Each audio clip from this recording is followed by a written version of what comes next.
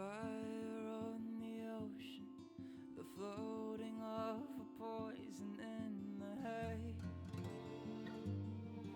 A dream of a cityscape from fear and hope, our Adriel was made.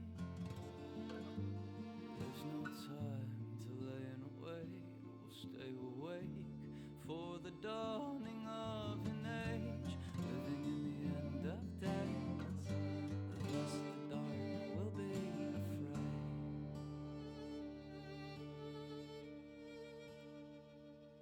Meeting in the dead of night, two ships circle and align their passing toward. Tether ropes along the sides, shine their lights onto the future they behold. Into the sky we must go, a new home we will build, our Adriel, staring at the mess we've made. What was once has gone away.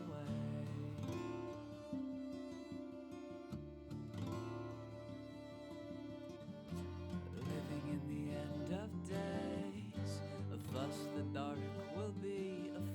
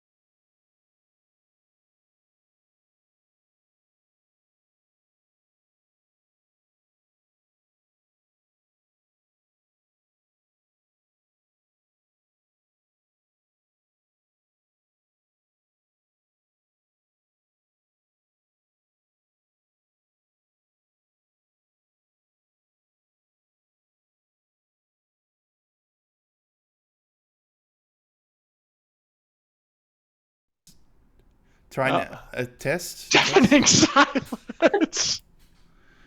All right, welcome to Shadow Puppet Theater. Okay, apparently it's back now. Hold on. Yeah, yeah, wow, it just destroyed my audio. Has been. Oh, okay, I gotta fix it again. Sorry, guys, give me 1 sec. Everything's broken.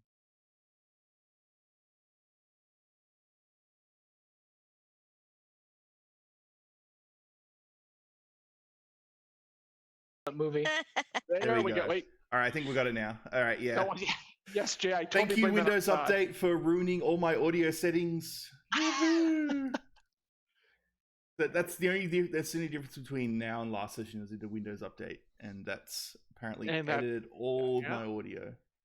So Well, I will say that internet in my part of the world well, my tiny part of the world, has been up and down for the last 2 days. So if I suddenly disappear, that's why. We'll miss you. Oh, the good news is that my sewer problem is resolving itself, so it's draining. Oh, thank God. It's not high, yeah, exactly. So we can start with that bit of good news to start the session. So let's get cracking. Welcome everyone to the stream. It's been a while, I know, so let's give you a little bit of a update, and then we will move right to the players who are in a bit of a sticky situation with the long arm of the law of Adriel. So this ought to be a very interesting session tonight. Let's see. The party's finally back together after an extended kind of time apart, in which Everest got to see the inner workings of Gelspar a little bit more than he wanted to, and got the stuffing knocked out of him when his old foe, the one he'd been chasing for 10 years, made an appearance that revealed that she was indeed in the city. He got some help and a little bit of a timely rescue from an undercover member of the Order that, when he last saw him, was on fire lying in the middle of the street. Along with like several buildings around where the guy had just like lit up half the slum area where they were busting out of. But Everest made it back to Savoy's house and then awaited the party, who was off on their own adventure in the Sunlight and Sky vignette, which is available at emberwindgames.com for players who want to run that adventure themselves, fetching what is known as a piece of Arlen steel, very rare metal, for Hob, and who was demanding it in exchange for, I believe it was an exchange for, destroying the Gilded Drake. They had to carry out this mission because they took his ship and, well, as you may remember, left it in the belly of a skyworm. So after a fairly pitched battle that took, I think, a little bit longer than everyone expected, but the players were victorious, and then returned back to Adriel with their Arlen steel in tow, and went back to her house, recovered, reunited with Everest.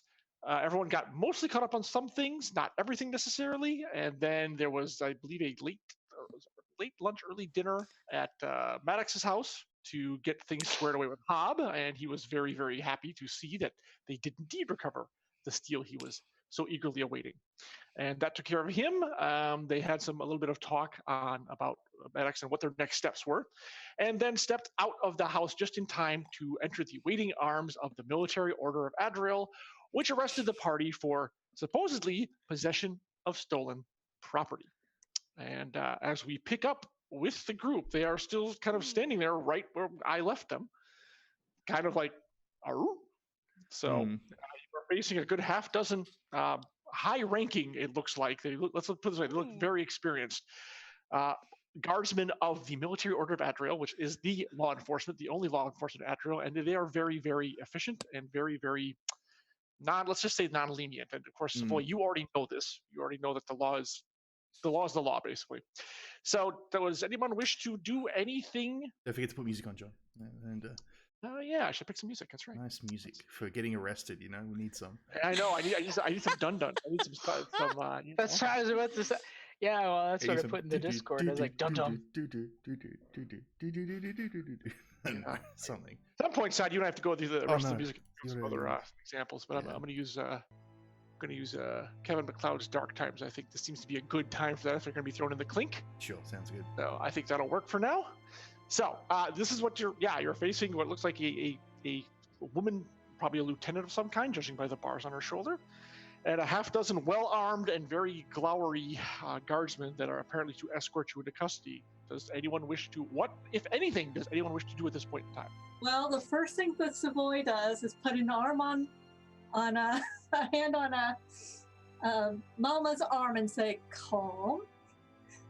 And then I will address the lieutenant. Excuse me, Lieutenant. What are we charged with again? Possession of stolen property. What stolen property? That's not for me to say. My orders are to find you, detain you, and bring you into headquarters, and that is what I'm going to do. It's strange to send such a large force for such a simple crime. Apparently, some people don't think it's all that simple. Now, will you come with us willingly, or she kind of just drops his shoulder, and around her, the 6 guardsmen just kind of tense. But they're like ready for action. Let's put it that way. We have no reason to resist, I think. Right now, yes. Don't we? We don't. Everest? And look at you, Mama. And I'm like, we don't. have a reason to resist. And the lieutenant kind of eyes Mama, even though she's, it says, I would listen to your friend if I were you. Excuse me 1 second, Lieutenant. This man here isn't from Adriel, so I just need to explain to him how this works. Is that okay? You have 1 minute. Alright, so I turn around. While I'm explaining all this to Everest, can I sneakily read the message the piece of paper that I got? And I just want to kind of see if I can either, because I'm not wearing my usual garb, so I don't have all my sweet secret compartments in my garb. The message you got, which one was that? One from Maddox about he said he would give me some information in order to tell my yes, and also to deal with Stupid Face from oh my god, my brain is gone. Right, Grinder as well. Yeah, it's like mixed information for Grinder and also my contact. Right, it's a warehouse address, and it says shipment that will and underneath shipment that will satisfy both of them. That's all it says. Oh, and a date, two nights from today. Okay, so while it's reading that, I go, Everest. So we're gonna get, and I turn back around quickly to Lieutenant. I go, are we gonna be chained up, or are we happy if we come peacefully? We don't need to be. I don't. She kind of regards all of you. What are your orders on this? Consider we have a member of the Veneer family here. I don't think that will be necessary. I appreciate that. Lady Veneer, I assume these people will be under your charge. If anything were to happen, it would go very poorly for your house. I understand. And I turn and I kind of look at each one of you, and I'm like, I am now speaking for each one of you. What you do reacts on me and my house. And then I turn back and I wait for Laureate to finish explaining to Everest what is about to happen. So I know you were just detained by a group, a nefarious group. This won't be as bad as that. Just stay calm and just answer any questions they put on you. And don't use any of your... And I kind of scrunch up a piece of paper and put in your hand and said the fire magic, and I kind of wink. See what? Oh dear. Won't be as bad as he says. Won't be as bad as he says. It's totally fine being locked up, being told what to do and what to say. Yeah, it's totally fine. This is okay. No. You get to say what you want. I turn back and I'm like, Alvarez, please. Yes. By the way, Everest, when you see the gentleman that you know was the guy who you left burning in the street during your escape, do you have any kind of reaction to that in terms of internally? I mean, you're kind of what the hell? But did you have any kind of physical I don't know, eyes widen or gasp or anything? I'd picture him with a cocked eyebrow, but the problem is that wouldn't be. I think that would be fairly mundane as opposed to giving away wide eyes or being utterly shocked. I was just curious. I mean, it's technically he could have survived if they had gotten to him closely enough and put him out. But the crazy part, he looks completely undamaged. He looks perfectly fine. And you're I was pretty sure he was pretty banged up when I left him the day before. Which is pretty much the response he would give is what's more, the guy doesn't really give any indication that he either notices you or recognizes you or anything. He's just standing there at attention, ready to, if he has to subdue whoever the lieutenant tells him to subdue. So that in itself might be a little odd. Okay. All right, so that's what we're going to leave that right there. All right. So anyone else wish to do anything? Yes. While the others are discussing this, I'm going to turn to the guards and say, let me tell you a great story about the last time I got arrested. It was hilarious. You'll love this one. And I'm just going to launch into one of my tales. Well, what's the story then? Oh, well, it was the last time I got arrested. It was really funny, actually. Complete misunderstanding. It wasn't me at all they were looking for. It was this other person, same hair. I mean, I look so like generally like copyable. Lots of people look like me. Anyways, so we were in the market, and then I'm gonna go on. I don't actually have the story immediately ready, but it's gonna be a tale of basically how I got accused of stealing something, and it wasn't me. It was somebody who looked just like me, but different clothing, and it was so hilarious. The lieutenant's face, and when she starts scrunching it up, I'm going to be like, "Mama." That happens about 30 seconds in, actually. So why they loved this story. You know, I love telling stories. Right. That is a story we can tell another time when we're off the street. All right? Yeah, I'm sure Lord Maddox has better things to do than to have us have this conversation on his front step. If you'll all come with us, please. All right. I walk forward. Let's go. Okay. Everyone is, I presume, following. Is that correct? Yeah, Everest, you, just a quick thing on the side. So Laureate did shove a piece of paper in Everest's hand, correct? So he would just, obviously he'd be walking and it would just go up in the ash. All right. Make me a sleight of hand. Let me make a sleight of hand roll to make sure you pulled it off without anyone noticing, my friend. Catch on fire. No, I mean, it's totally fine. Totally hand is, fine. you know. Yeah, well, we'll see.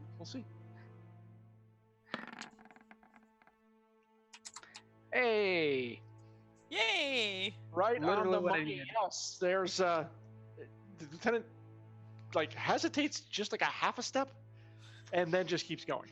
So No, they think this like they probably see the light and they all look around and they just think it's like a lantern that's just yeah, it's a flash of the flash of the setting sun. Maybe that's about it. something Yeah, weird. So, there you Yeah.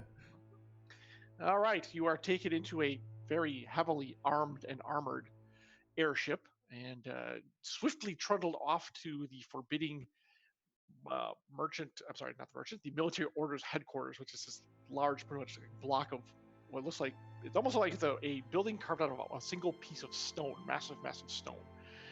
There are no windows in this building, and one main door in and out. So you are all escorted out. At this point, they say, we're going to need you to surrender all of your weapons, please. All of our... Oh. Yes. Wouldn't do very well to have, prisoners, for lack of a better term. We'll say the detained for now. Would not do very well to have the detained walking around armed. So if you'll please give them up. We will keep them for you. Hopefully this matter will be cleared up very soon, and you'll have them back upon your release. Of course. I take off my rapier and hand over it and my wand. Actually, I think those are my only weapons. Beyond my brain, but I think that's they can't take that from you. Yes. All right. Basically, the simple story is, does anyone try to keep anything back from them? No. Everest doesn't, because he doesn't technically need it, so he would gladly just hand over his actual weaponry. Yeah. Which I don't think we've ever seen him actually Yeah, use. you've never used. Not yet. Yeah, exactly. Oh yeah. Maybe Laureate? Yes. Yeah. Laureate, Mama? I'll quickly ask the guard, including my walking stick? Yes, you don't seem to really truly need it. Just checking. Just have a limp. You're fine. No, I just casually walk along with it, you know. And too wrong with it. I put on the thing, and then my daggers as well, even though they're in a hidden compartment. Mama? I am going to look to Savoy. Yes. Savoy. Since I've come to this wretched place, I've already lost a ship and I'm about to give up my weapons, and I'm very attached to my mace. You know that. I understand. Now, replacing that ship. We've already started on replacing that ship. You will get your mace back.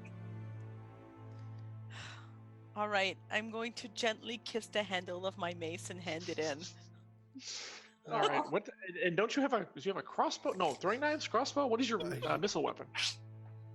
And I'm going to, I suppose, pull out my crossbow because it's very obvious. Yes. And Yeah. Head over the pull mace. that. Kind of clears your throat and looks at it when it's hanging on your belt, like. Where did that come from? Fine. I forgot I had it. I just so focused. And then I'm going to put down my mace. I also am carrying an axe, which I rarely use, but it's useful for occasions. So I'm going to take my axe and with a pointed look of anger, put it down with a slam. And then Okay. I'm going to look to Savoy as to you want me to give everything up? And I'm like, the daggers? Fine.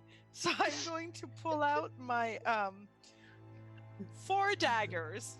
I just love it because you're in this formal attire while doing all this. It's really... When she starts pulling out the daggers, I look at the lieutenant and I say, Mama is actually one of my bodyguards, just so you know. She says, I've seen worse. I no doubt. Assuming this is everything he's carrying. I look at Mama. As the lieutenant looks at you as well. So you're checking over yourself because you've forgotten how many weapons you've got. Let's see, fall the back. Now I'm insulted that he said he's seen worse, so I'm just going to cross my arms and look down at him. Her. It's a woman. Her, sorry. Look down at her. All right. Yeah, I don't have a dagger. I was like, oh wait, you have a dagger? Crap. No, I don't. All right. Yeah, I was pretty sure everyone else pretty much had their I was thinking of Talon with all of his axes and other bullshit everywhere. Yeah, that's just the sword and the hand axe. That's all he needs. All right, and then she looks at you, Laureate, and you, Everest, and says, I understand there are those who are skilled in the magical arts in your group. I am afraid that we also need to restrain them as well. Restrain how? And she brings out 2 what look like very bulky sets of enclosed handcuffs, basically, that are meant to bind your hands together, but also encase them, as in it looks like you're gripping something inside, so you really cannot move, which therefore elicits that you cannot really do the motions necessary for casting spells. Everest gives a very pointed look at Laureate. Laureate just goes straight up for it. It's fine, you said. It's totally okay. We're able to do the plan, but just no problem. Just bind your hands again, Everest. It's totally okay. Laureate's been through all this. She knows. She knows she's done this before. All this She knows happening, the drill. Savoy is like, we've come without complaint. They're under my auspice. Is this really necessary? Yes. And this is nothing against your party, Lady Savoy, but we've had too many incidents of magicians and druids and others thinking they could exert their will on the order through magic. Yeah. I'm afraid it's a hard and fast rule. There are no exceptions. I say the Academy actually developed these to sort this problem out. That is correct. Yes, we worked in conjunction with them, and they were very, very helpful. And she nods. Unfortunately, that does not gain you any leniency. So they pass it around your hands, and then They feel a bit move to tingly, Everest, but you get used to it. Yes. So You Axians have a severe problem with trust. They're bringing us anyways if this is all necessary before we even know what we're charged with exactly. well, they told you basically what you're charged with, just not the details. Yeah, I want some details. I mean, it could cover so many things. Indeed. At this point, I can't actually think of anything other than the chaser ship. And so I'm like, I mean, Everest is like, I'm not from here, so like, Accessory. yeah, Anyway, basically. so are you allowing them to put the manacles, the anti-magic manacles on you? In Everest's case, I think he would, based on the fact that it would besmirch Savoy's name if he weren't actually to go along with the whole thing. He's not Yep. impressed.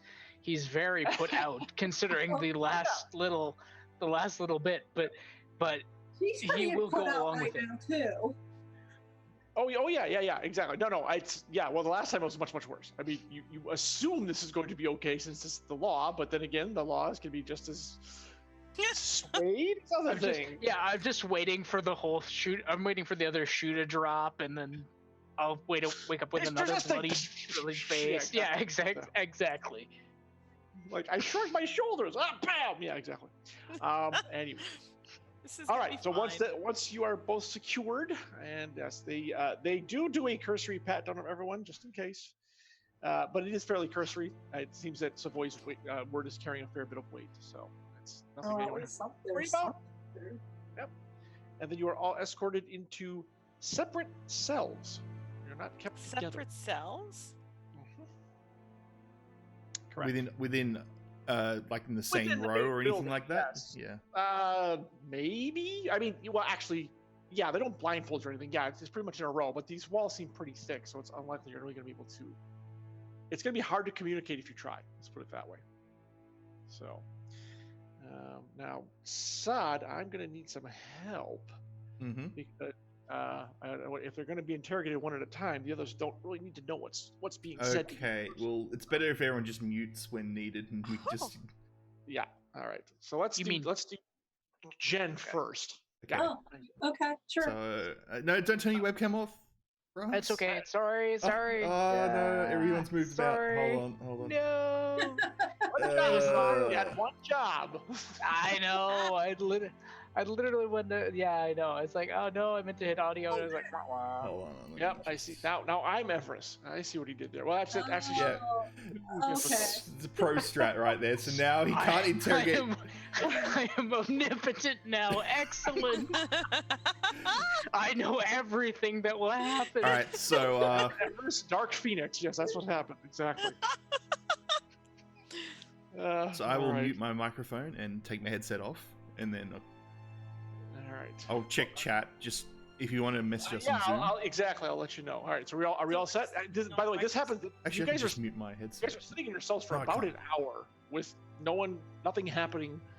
But after an hour, Jen, there's a guards come and escort you out of the hall and down into another area of the building. By the way, these halls are all very stark.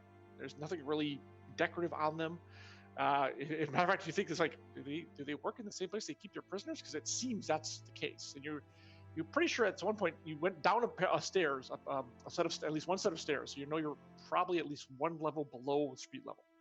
So is there any way I can try and memorize where we're going, or what the path? It wouldn't be too difficult. You probably could if you wanted to make I guess it'd be a knowledge roll. Sure. No. I mean, it's not like intricately terrible. They're counting on the many guards around here to deter anyone who tries to escape. Let's try. Let me see.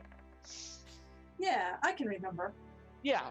It's, two rights, a left, down one stairs, and a left and a right, and you're pretty much that's where you are. So, yeah. All right. So, and you are led from one fairly featureless room. Actually, the cells actually have like a cot, and that's really about it. And you're led into another featureless room with a table and two chairs. Okay. And the guard leaves you here and says someone will be in to see you in a minute. All right. And leaves, locks the door. So another few minutes wait. And then the door unlocks again, and a woman that give me another knowledge roll. This one at a -2. This should be fairly easy, actually. Yeah. Yeah. Yeah. Okay. I mean, you don't know this woman personally, but you know absolutely who she is. This is Admiral Rhea, who is pretty much one of the top heads of the military order. She also serves as the liaison between the Celestial Court, where all the big nobles hang out, and the order. So what you know of her, she seems to be a fairly straight shooter that you're aware of. She's very much dedicated to the law and making sure that Adriel is a place where people can live in safety and relative peace.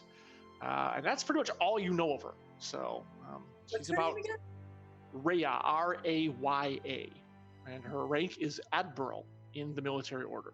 Oh, this is a kind of a high-ranked person to be. Seeing you, yeah, it's very unusual. This normally it would be like, maybe a major, someone like that, but for the fact that she's coming in is, yeah, I mean, you're not like on alert, but you're like, this is weird, for sure, absolutely. Okay. Well, I'm not in the military, so I won't salute or anything, but I'm. No. Did you sit down, by the way? Or were you pacing the room? I would have sat. Okay. And then I would stand when she enters. Once I see her rank. He kind of waves it off. You're not an officer. There's no need to stand on formality here. And she's alone, by the way. There's no one else. The guard. Actually, she came in herself without any escort. So Manners go a long way, whether it's military or not. It's appreciated. She's about, you'd say, late 40s, early 50s. I mean, her face is stern. There's lines in there from, They're about the same age. Yeah, okay. Actually, pretty close. Yep. And she says, I want to thank you for allowing your party to come in without too much trouble. I realize these circumstances must be very confusing for all of you. It is. Basically, I'm going to just be straight with you, and then we can just figure out how to tell your party. The arrest is false. I'm going to tell you that right now. But I wanted a reason to bring you in where it looked like you were not being brought in because we were asking you for information, but we were bringing you in because we suspected you of something. The report will not go anywhere. You will be released as soon as I've spoken to those I need to speak to. I see. All right. Yeah. You've attracted a fair bit of attention in our city for furniture makers. Well, I don't make furniture. I, at one point, taught youngsters to sing and to dance and to play instruments.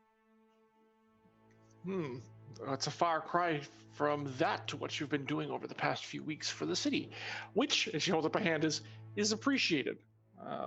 Word of your actions for Gelspar have reached up to our offices, and let's just say there are many people who agree with what you accomplished on behalf of Lord Maddox, myself included. Gelspar did not deserve the fate that lay in store for it if the crystal had not been replaced. So, well done. But it also seems you've made, well, some rather powerful enemies. For example, the charge that we were levying against you is technically a true one. And she kind of grits her teeth as the chasers reported their ship had been stolen. Do you want to actually know what happened? I would be curious, yes. As you are an admiral and you are privy to many things,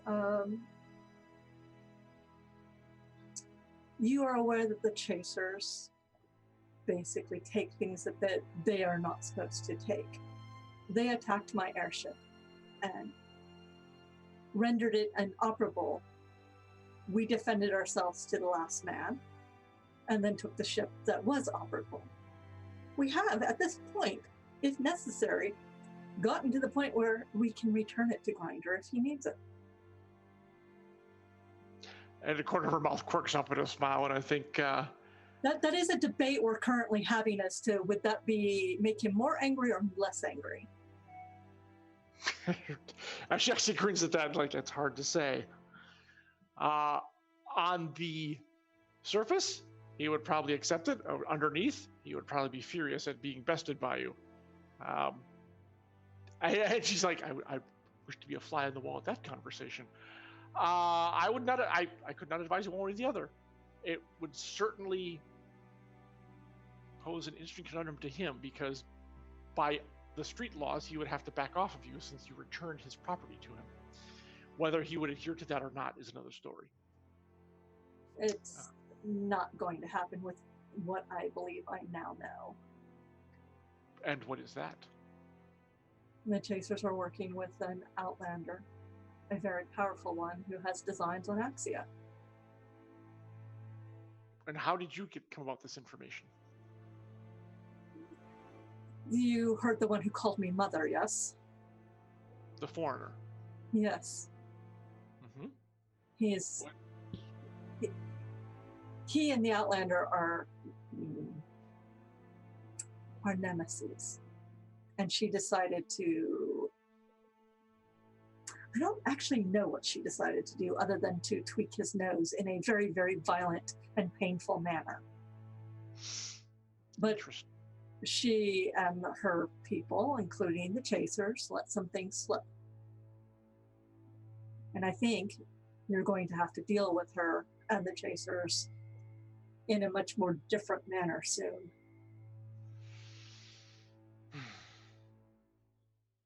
Perhaps. Rumors of this strange... Ixis is her name. Thank you. And she actually makes a note of that. Rumors of this person had also started percolating through Gelsvar, reaching some of our undercover operatives stationed there. We had not had any much more information. The person who was closest, unfortunately, was involved in some sort of altercation with your man, whom I wish to question about that myself. All right. We still have unanswered questions about that.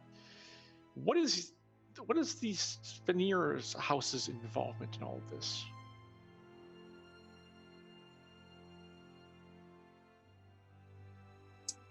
You might have heard that I punched a member of Lady Machia's family. I have now.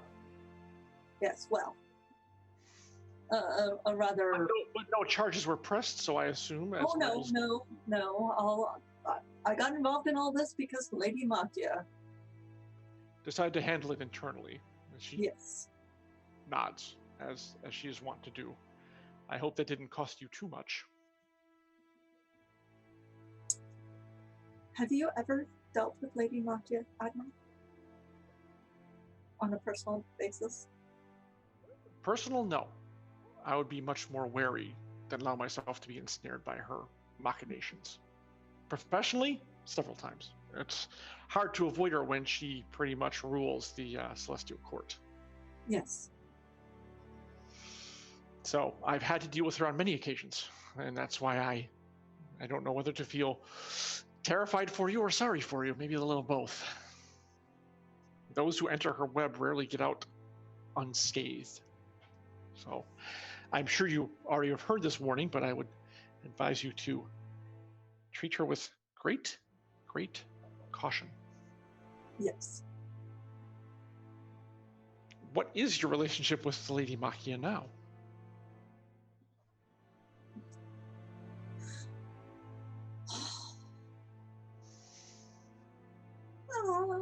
I think she considers me a pawn. Interesting. Has she made any overtures to continue this relationship past your, shall we say, penance for striking a member of her family? What do you think? Machia, it's hard to say. Her words are often cloaked in deception. She may be, once you may think she's extending a hand, only to find that the blade is already in your back before you've even realized it. My family means a lot to me, the Veneer family. They are respected, they are decently placed, and Lady Machia has taken an interest in my family.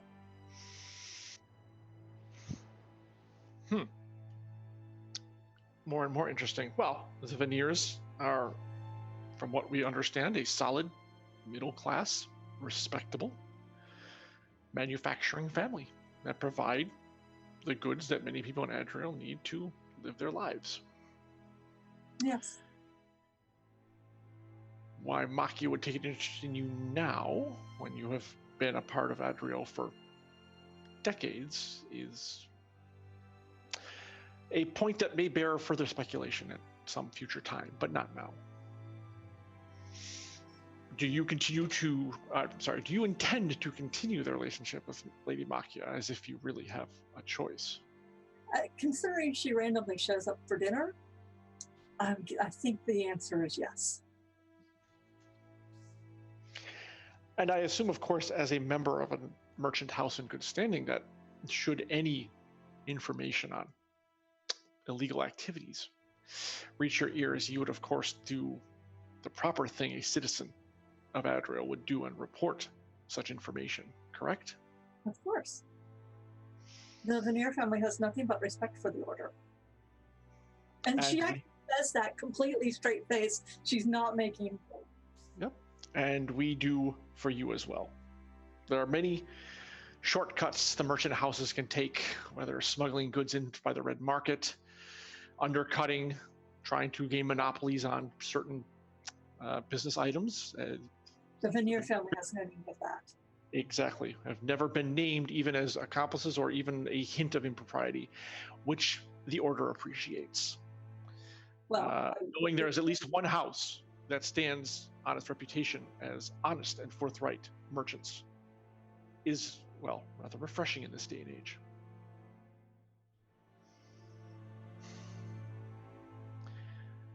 I will be in touch with you, Lady Veneer, in the future.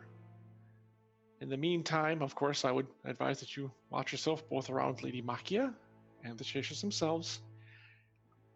Having given it some thought, I would also recommend that perhaps you let us impound the Chaser ship and claim that we were able to recover it for them. That might actually be the best way to go, as it gets them some distance, right? It which gives means you some he still has from to back them. off. I'm sorry? Which means he still has to back off because he gets his ship back. He does. There are other ways to get to you and your people that may not involve direct involvement with the Chasers. He may go to ground. His methods, however, may just become more circumspect. Would it be possible to allow me to tell Mama about this part? I was going to suggest that, since you seem to have some sway over her. She is an amazing woman. Indeed. In fact, I can have you brought back to her cell to have the conversation there. Yes, I would appreciate that. All right. Actually, in time, I will place you in better quarters as more befitting your station. I need to carry out the interrogations of your other members. Some mere formalities, others we have more pointed questions.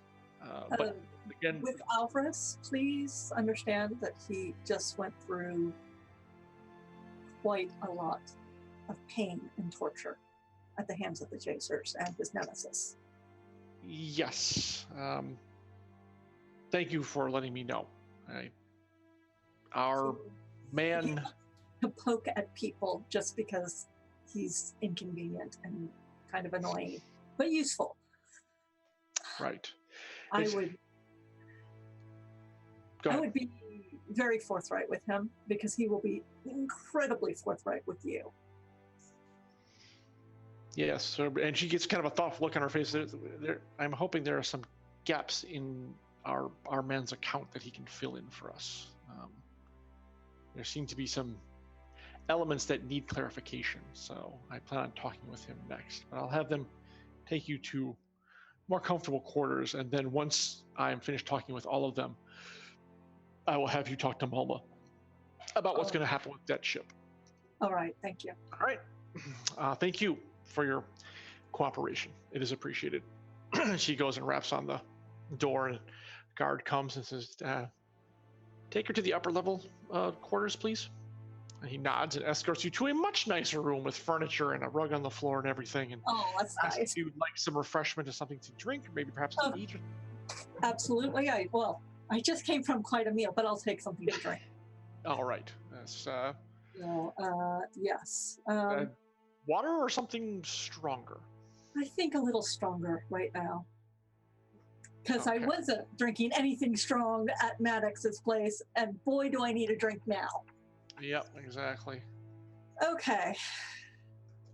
Okay. Wink. There we go. All right. So you're complete. All good. All right. I'm going to mute myself now. Yes, correct. Okay. Okay. All right. So as soon as Brahms, is he reading? Okay.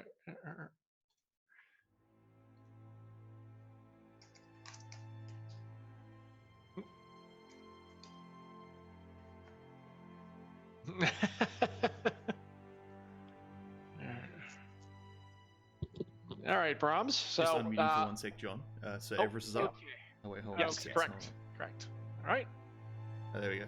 Just confirming Everest is up. Yeah, he's here. My, All good. All good? My audio is up. Yep. All right, going back to muting. Thank you, Stop. All right. Yeah, yours is more like an hour and a half when there's rattling at the door and a pair of guards come and motion you to come with them. He would follow. Yeah, not really having too much of a choice. I mean, these manacles are heavy enough where they could technically make a pretty good battering weapon, but where you are would not really be the best place for that kind of thing. Okay. And they escort you to, again, an empty room with a table and 2 chairs, one on either side, and leave you alone in there. Are you going to sit or pace or stand? I think he would pace slowly back and forth, kind of just meandering. Like Yeah, even if people were there, I think it would be like back and forth, just a constant sort of thing. All right. Okay. After about 10 minutes, the door rattles again, and a woman, about 5'10", maybe 160 pounds. Not like, she's solid. She's like, not overly muscled, but she Right. carries authority. Let's put it that way. So she's taller than Everest. Yes. Okay.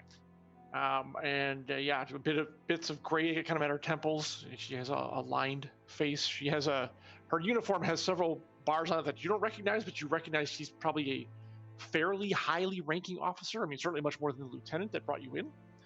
So, and the very first thing she does kind of look you up and down, and then walks over and unlocks the manacles. I think we can dispense with these, and sets them on the table. So, do you prefer to have a seat? Yeah. He's massaging his wrists ever so slightly. But she does not appear armed that you can tell. Would you care to have a seat?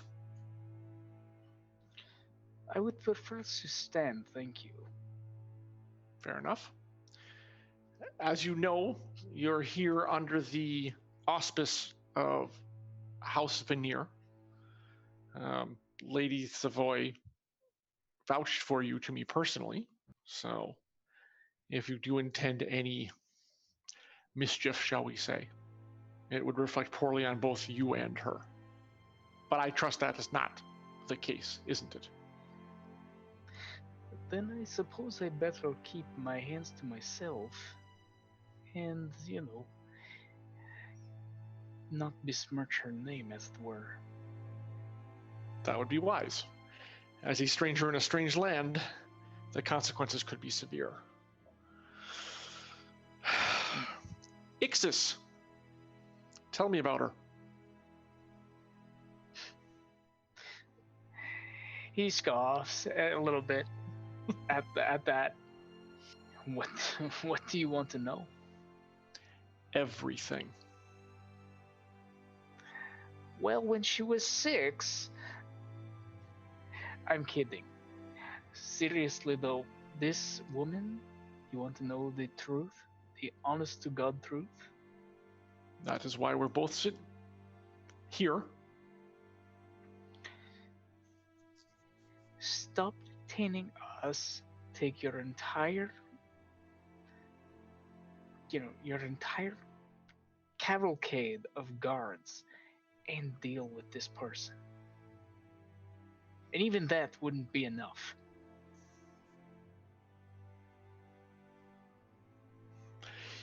You are not being detained any longer. Savoy will explain the circumstances under why we brought you in the way we did. Why is this person so dangerous to us? Why are you suggesting we throw everything we have at her? What is the threat she poses to my city? Simply put, what is the worst thing you can imagine happening to your city? And then take that, multiply it by 10, and then factor in the problem that you now have.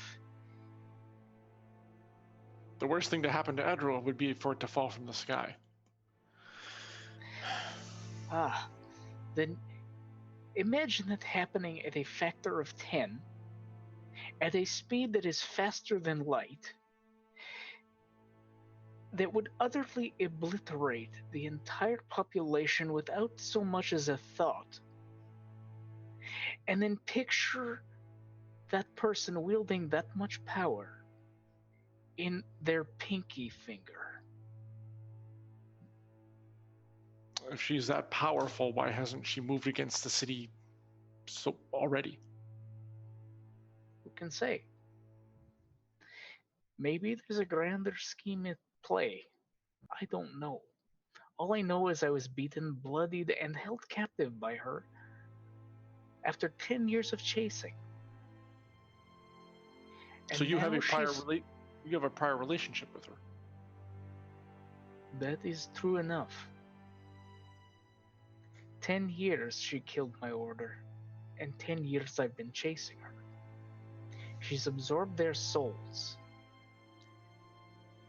10 individuals, 10 separate mages of incredible ability and power and age. She snuffed them out like it was nothing. She took their abilities, their power, and is now using it for herself. For what reason I cannot say. She may have allies, the other problem being that she may have allies in the upper class, in the nobles of this city, which I don't give a whit about. Let me be absolutely crystally clear on that point. But here is the problem. We have a common enemy. And I have this very little desire to have the ground fall out from under me as you do, as it were. This woman has been a thorn in my side for many years. And not only that, but she's now obtained power greater than myself, greater than anybody else that I've ever known. And this power can prove dangerous to us all.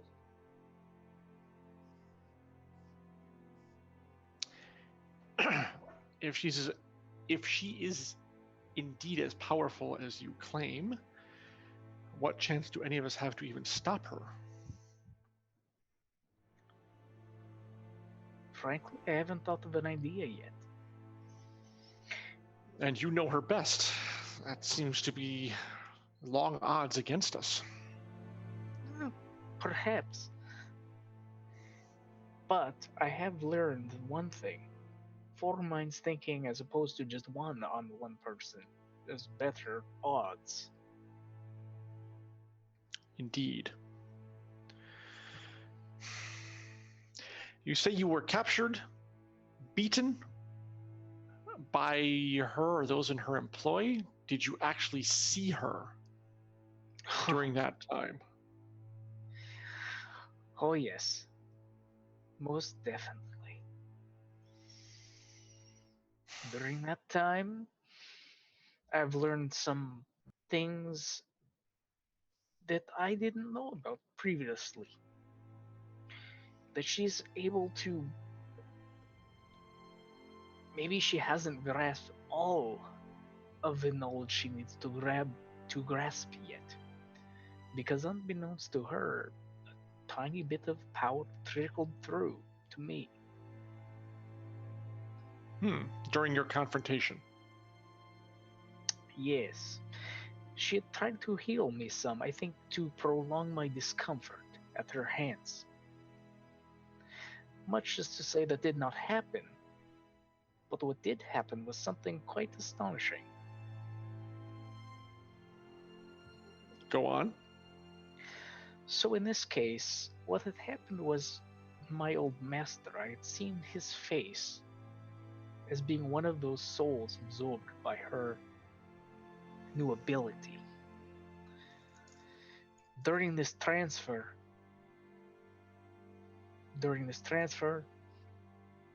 I obtained the new powers, something that was not originally in my repertoire. It's taken me a bit of time to acclimate myself to it. But again, this is something that I don't entirely believe she was aware of. Otherwise, why do it? Right. So you posit it was accidental, and she was not aware she was doing that when she was administering to you. I can only hypothesize. I can't say it was an accident exactly. It could have been deliberate. It's totally possible she had her full faculties while doing this. But why do it? Why give me something that could give me some form of advantage? Well, either she thought it was not enough of an advantage and wanted you to suffer even more, knowing that you had these powers, assuming they were from your master, or she truly was unaware she was doing it. You don't have. Oh, okay. And she kind of shakes her head like, this is way outside my depth. As a practitioner, have you ever heard of this kind of event happening before to anyone? I've tried to do as much research on the topic as I can. I've come up short, unfortunately. So I've not seen this happen between anyone, practitioner or student, or in this particular, even this manifestation of the transfer. I've never seen this happen. So I can't say for sure. It's not a given that this is an accident. I would say keep it in mind. Go ahead. I would say keep in mind that it is totally possible that she is still using me for something. Whatever it may be, I could not say. But it is entirely possible. If her plans are as far-ranging as you claim, then that is indeed extremely possible, and something we'll have to keep in mind. It sounds like you may need to do more research at the academy. This is a possibility. However, again, this is not some place I am aware of. Your corner of her mouth quirks up in a smile. Fortunately, I have ways of opening some doors to you that may not have otherwise been accessible. It'll take a little bit of time, but if this person is indeed as dangerous as you say, and since you've been chasing her for 10 years, plus you have the merchant house's backing, I see no reason to doubt your story. Then it would behoove us to track her down and figure out a way to stop her as soon as possible. The only problem is, as you stated yourself, not sure how to do that, and neither am I. I'm just a law enforcement officer. This magic stuff and spiritualist possession is way beyond my ken. The other problem I foresee is a factor of time. We do not know when or how quickly anything will happen regarding her. She is an unknown quantity. Well, we don't even know what she wants to do. If it was destruction, she could have destroyed the city by now 10 times over. So it's obviously something more subtle. From what you have told me, it seems she desires power. If she wants power here, that would be ascending to the court, but I don't think she wants that kind of power. It doesn't seem like that is anything she's interested in, but correct me if you think if I'm wrong on that count. Well, there is one thing you haven't been told about yet, which is the possibility of her having, as I've mentioned, she had the possibility of having an alliance with the nobles. This is all conjecture, mind you. Keep that in mind before you go and possibly accusing somebody that may come down on you harder than we could possibly imagine. So it's a very I don't want to say it's a likely possibility, but she may have some ties to Lady Makia. she is rather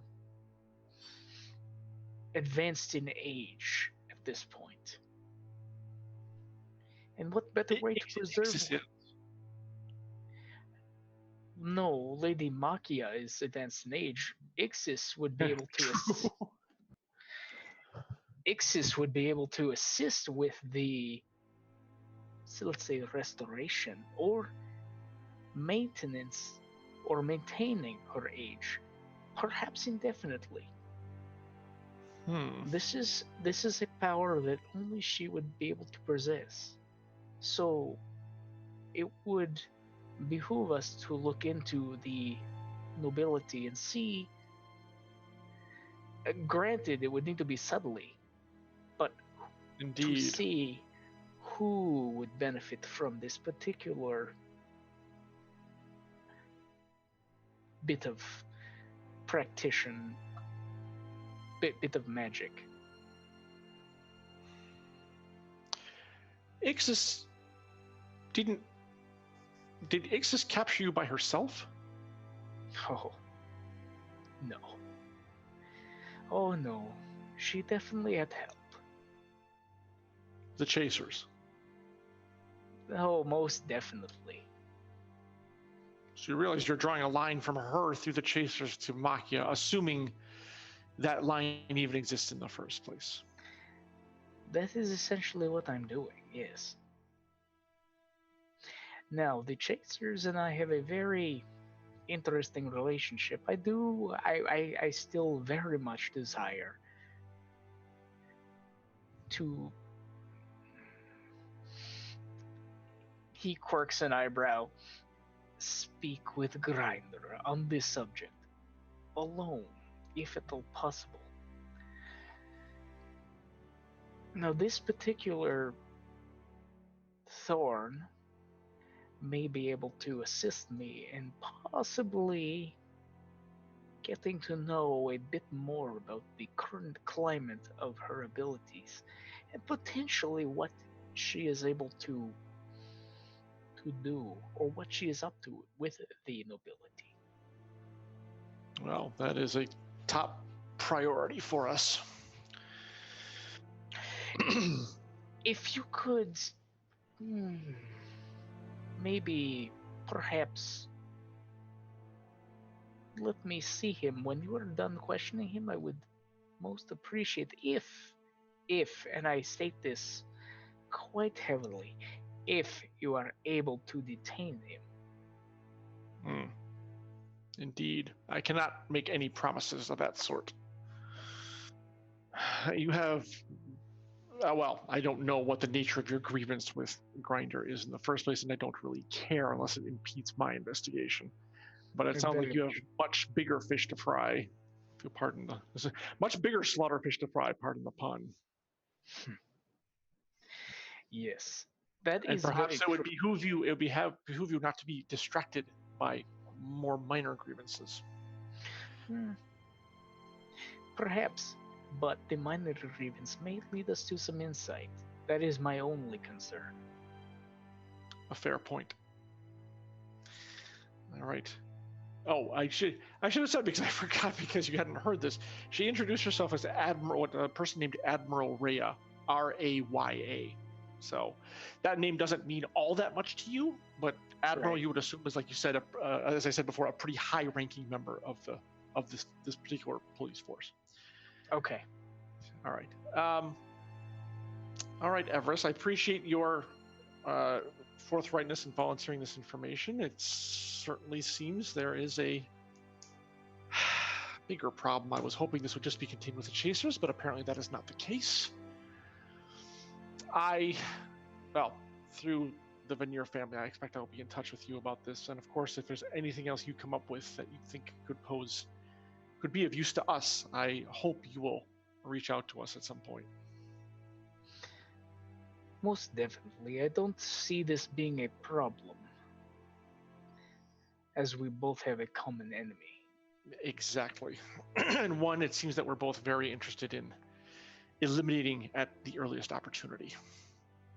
Well, don't take this the wrong way, but I don't wish to spend the next 10 years chasing this woman down, as I would imagine neither do you. I would rather spend my next decade actually enjoying my life. Thank you very much. Agreed. However, you may have come to the wrong city if that's what you're looking for. We'll see. Yep. All right. I have to take you back to your cell now. I need to talk to your other compatriots, but we'll be reassembling you, the four of you, together shortly. So I would ask for your patience a little bit. In the meantime, if there's something, if you wish to eat or have something refreshment brought to your cell, we can take care of that for you. Very well. I wouldn't mind a bit of fire water if you do have it. We can do watered wine. That's about the best we can do here. We don't really. This is a jail and headquarters, not a tavern. Damn. Oh well. You Axians don't know how to have any fun. Fair enough. That is for off duty. But I'll try to make the other interviews relatively quick. Again, thank you for your time and assistance. So she gets a guard to take you back, heads back to your cell, and locks you up. Yeah. He would nod, and then, but as he was walking back to the cell, he would make sure to snap each finger so that you would see a little spark between each finger to make sure everything was okay, or he would be making sure everything would be okay. And the guard, as the guard was taking you out of the room, he exchanged a look because he noticed your hands, and she just kind of nodded, as in, "Don't worry about it." So yeah, she didn't remanacle you. Your hands are now free, exactly. So, and yes, Okay. Everything's working fine. And after a few minutes, they bring you a fairly large cup, but yeah, it's relatively weak wine, which isn't the greatest. So it'll do in a pinch, but yeah, you definitely could do something stronger. Oh, look, Sod was drinking weak wine. They're just there. I'm kidding. But at any rate, yes, no. He can't even defend himself. I feel bad for the poor guy. Anyway, so Everest would go ahead and sit down and just, I think at this point he would just relax and probably take some sleep while he can. Because it's Might been not be a bad little bit. idea. Yeah, it's yes. Pretty much like, yeah, this is exactly. Yeah, he'd probably be out. I think would be fair. All right. Let's see. You're smiling. I'm concerned. Wait, that's all I gotta do to everybody. Hang on. Yeah. Right. Okay. Everest is done. Laureate is up next. There we go. Okay, I'm gonna mute myself. Yep. Thank you, sir. Okay. I don't mind if you want to do me last and get everyone unmuted so they can all listen in if they want. No. Alright. Oh no. There's a very particular order. Okay. There's a reason this is done. All right, It's, this is gonna be good then. Yeah, This- exactly. this is planned. There's for those who are watching, if you've seen things like The Usual Suspects or LA Confidential, you'll know why I'm doing what I'm doing, I think. Yeah, so Laureate, yours after about, I would say, a good hour 45, you're roughly estimating the time frame. A guard comes over to your cell, actually it's a pair of guards, and escorts you into another very bare bones room. There's a table bolted to the floor with 2 chairs, one on either side of it, and they leave you alone. They do not release your hands. Yeah, that'd be right. That's fine. Anything you wish to do while you're in this? Just fumble windowless- around, featureless- just fiddle. I mean, like, this isn't the last time. I was stuck in one of these for a long time after the event 10 years ago, so... Yes. Mucho interrogational. Yes, that's correct. Mhm. All right. After about 10 minutes, a woman walks in whom you recognize. Yep. And you recognize even from 10 years ago. That's what I thought. Is it... wasn't it Zahira? That's what I wrote. I don't know what you wrote. Rhea. Rhea. Rhea, yes. And in the intervening decade, she's become what you know as an admiral, which is pretty much like among the highest level ranking officers in the order. Back when she was working the case of the Silverglades with the Academy, she was a sergeant. So Okay. much has changed. And she nods to you as she walks over and immediately unmanacles your hands. I apologize for that, but even for you, we couldn't take any chances. And she sets the cuffs on the table, says, "Please have a seat." And I sit down. It's been a while. It's been a while. I was about to say the same. You gotta We chuckle kind of at like that, smile at each other. yeah, it has been a while. You look well. I mean, like, getting out of that cell for, what's it now been? 9 years, 6 months, 7 months, yeah, something like that. But who's counting, right?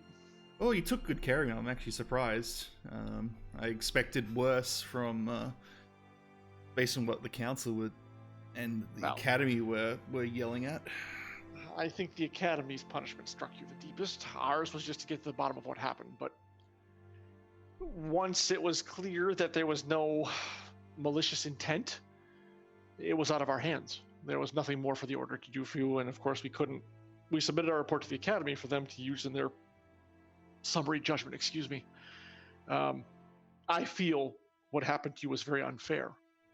I don't think you should have been held as accountable for what happened in the Silverglades, but the academy, of course, had a different view of things.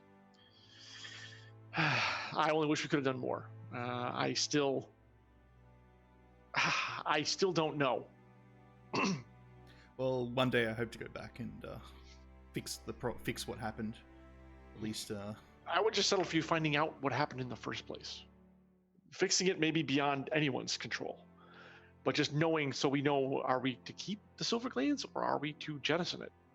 Right now, it's just hanging off of Adriel, doing no one any good.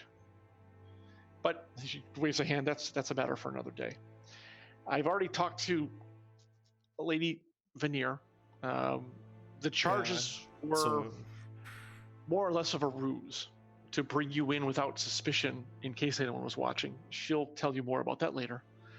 The charge is technically accurate, but she will also tell you about how we're probably going to ameliorate that. So I just had the most interesting conversation with your friend Everest. Mm-hmm. And the person that he's been chasing, who is now in Adriel. This Ixis person? Ixis, yes, correct. Yeah, you explained it to us yesterday. Right. And I think he needs to do some research at the academy about the type of magic she seems to possess. Ooh, that's a tough ask. Getting access to the academy for an outsider? Well, it would be, unless the order requested it pursuant to an ongoing investigation. And I think the best person to serve as liaison between the academy and us is you. I don't know about that. I mean, I probably still have friends that still work there, but I don't know if they're still friends. I've been completely cut off. Haven't spoken to anyone from there since 10 years ago. Well, I think it's time we change that.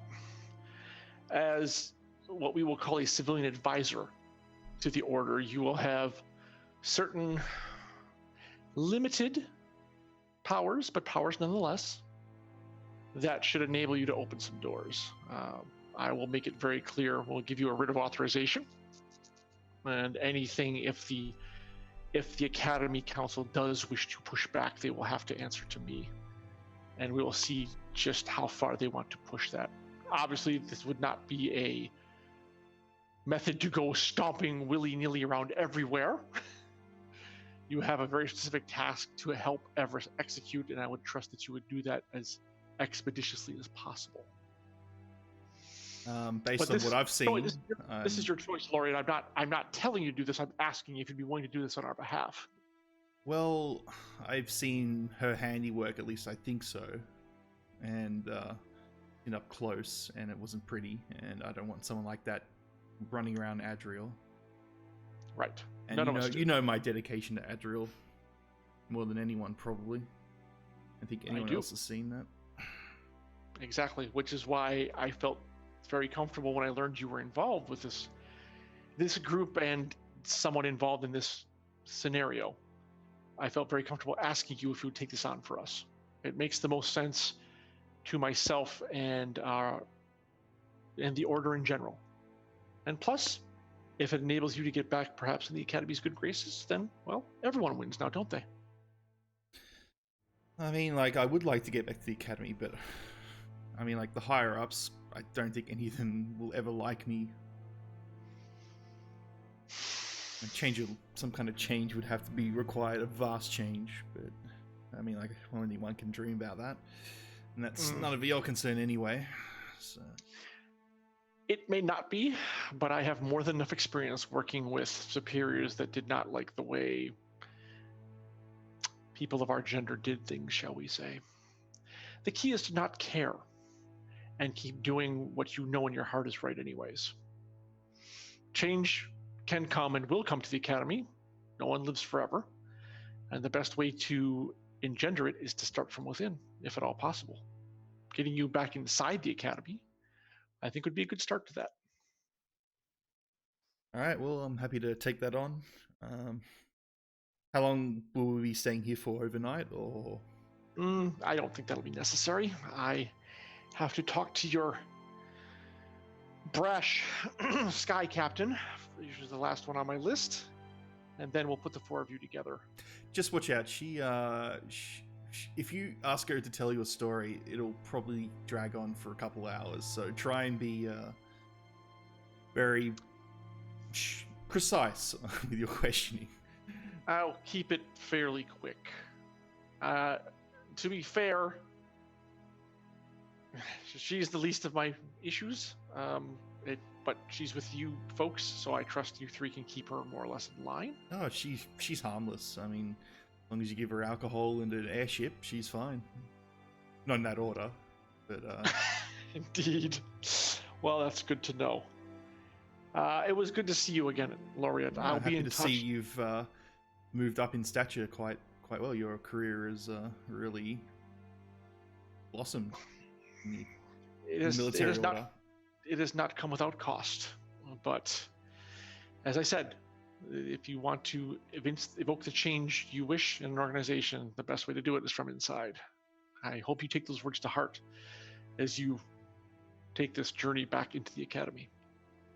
One thing quickly before, just running, one of the elevators between Gelspar and the Silverglades, there was an incident there. If you remember, this probably would have happened a week or two ago. Mm-hmm. So we were actually part of that incident. We discovered an object there, and I passed it on, which I assume would be passed on to someone of your rank. I'm wondering if you heard anything on that. Refresh the GM's memory. He passed the bomb. on The bomb. Oh. All right. Did you pass on any? You passed on the information as to who had it, etc., right? Yeah. Okay. And she says, she kind of thinks about it. Oh, yes, the Silverglades incident. The device you gave us was untraceable. Black powder, while uncommon, doesn't have a way to track back to whomever either manufactured or sold it. The fact that the Rift Keepers were involved is something we are absolutely looking into. It is something we're looking into as to why they would come all the way over from Summit to here. And let's see, I'm trying to remember how your conversation went with them. No, I think you. Well, I did it through an agent. I didn't do it through the military order. At least I don't think so. I don't know who that person was. Your contact, right? Yeah, my contact, whoever that is. And, right. Well, they were able to put two and two together, though. I mean, you're not. Yeah, you're kind of surprised that she has this. Yeah, information? that's why I'm trying to ascertain if this person who I gave all this information to is actually doing incorrectly with it. So. Or selling it to multiple parties too. Yeah. It might be that. At least I know he's doing something with it and not just. Right. And she says, "Don't worry, it won't go any further than this." So, let's see. I think you guys actually killed them all. So you didn't Correct. really have a chance. We did have to. Right. You right. You didn't have a chance to take any prisoner. They went down swinging. Let me tell you that. Right. Exactly. Yeah. The fact that the Rift Keepers involved, and she kind of says, "This would have been a pity if we couldn't have. It was a pity we couldn't take one alive for questioning to try to find out who hired them." The rest of it, we did send a unit to remove the rest of the black powder, which is now in our under our we're lock and key. We have it. So, okay. But there's been no other movement against the Silverglades that I can tell. So whomever's plot was foiled, they're keeping very, very quiet about it. All right. Well, if I hear anything, I'll let you know. Perhaps not in a cell. I would appreciate that. There are ways to get information to us that are more circumspect. But I would appreciate that if you would keep your eyes and ears open, Laureate. And especially, by the way, keep your eyes and ears open once you have access to the academy as well.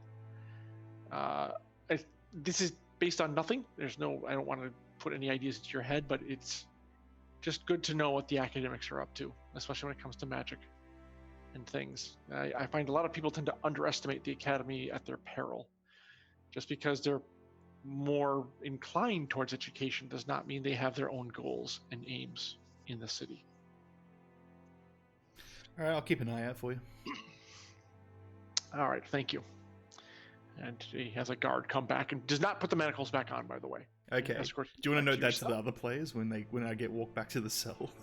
Well, no one is able to see you, so they don't know. Okay. Oh, they're all closed. Okay. Got it. Right. They're Judas holes and they're kept locked up. Yep. No worries. Yeah. All right. So okay. So you're taking it back. The guard asks if you want something to drink, water. So. Yeah, just some water's fine. All right. And they bring you a pitcher and glass and everything. All right. Laureate. I will mute myself now and move on to Marie. Oh, it's going to be glorious. I expect lots of banter. Last but certainly not least. All right. Oh, wait. That's Mama. Can you hear me? Yes, there you are. All right. So, last but certainly not least. Yeah. Yeah, you were left kind of cooling your heels for about 2 hours, basically. I'm not. Do I know where my friends have been? Like, do I have any idea? Let's see. If you were there, make me. Let's do. Hang on a second. Be able to hear it.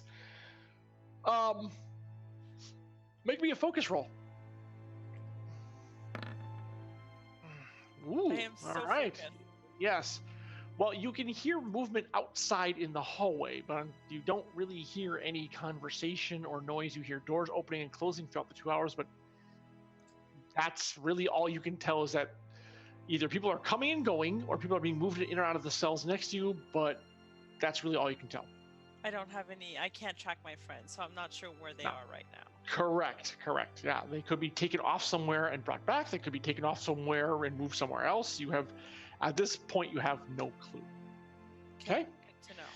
Yeah. So 2 hours go by for Mama, for agonizingly slowly, because there's literally nothing to do here. And finally the door rattles and a pair of guards come in and say, "Come with us." I will stand and I will indicate that they should lead the way. Well, one leads the way and the other one waits for you to come out and falls in behind you. I'm going to try to see if I can see my friends as I go by. The cells, Judas holes are all closed. It's a solid wall of metal. You really can't see anything. Okay. So, no idea. Okay.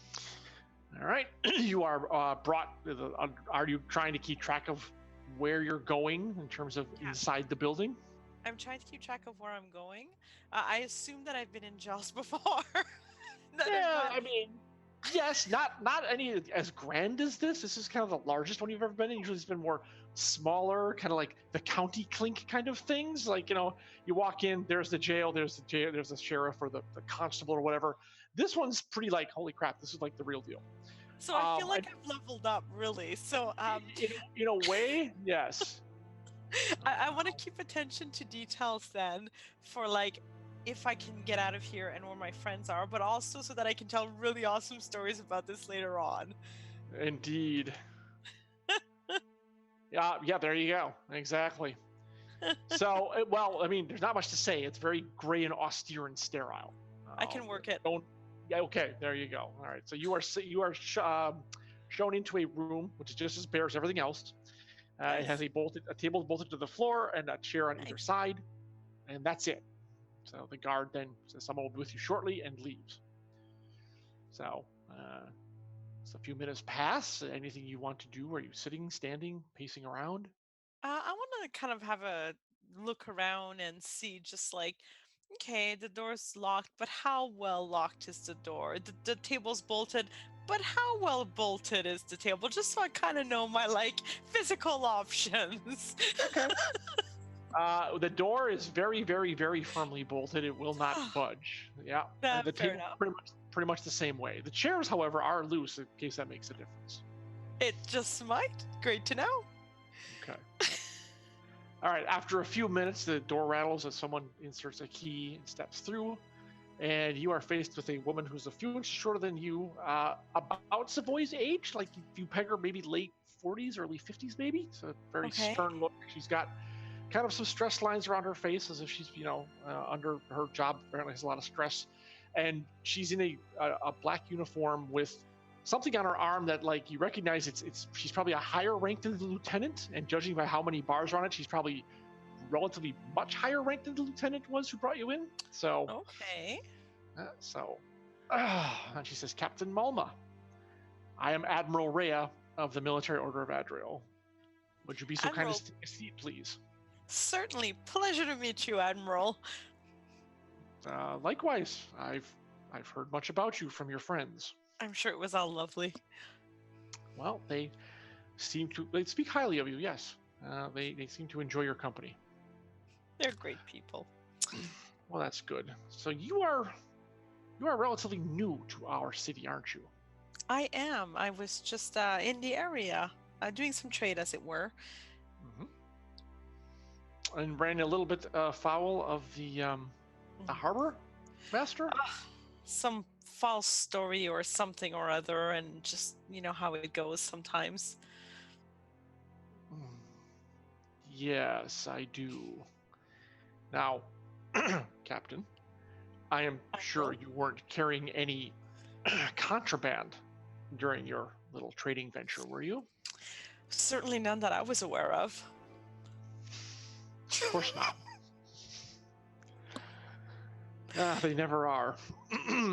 Well, your ship, and I don't.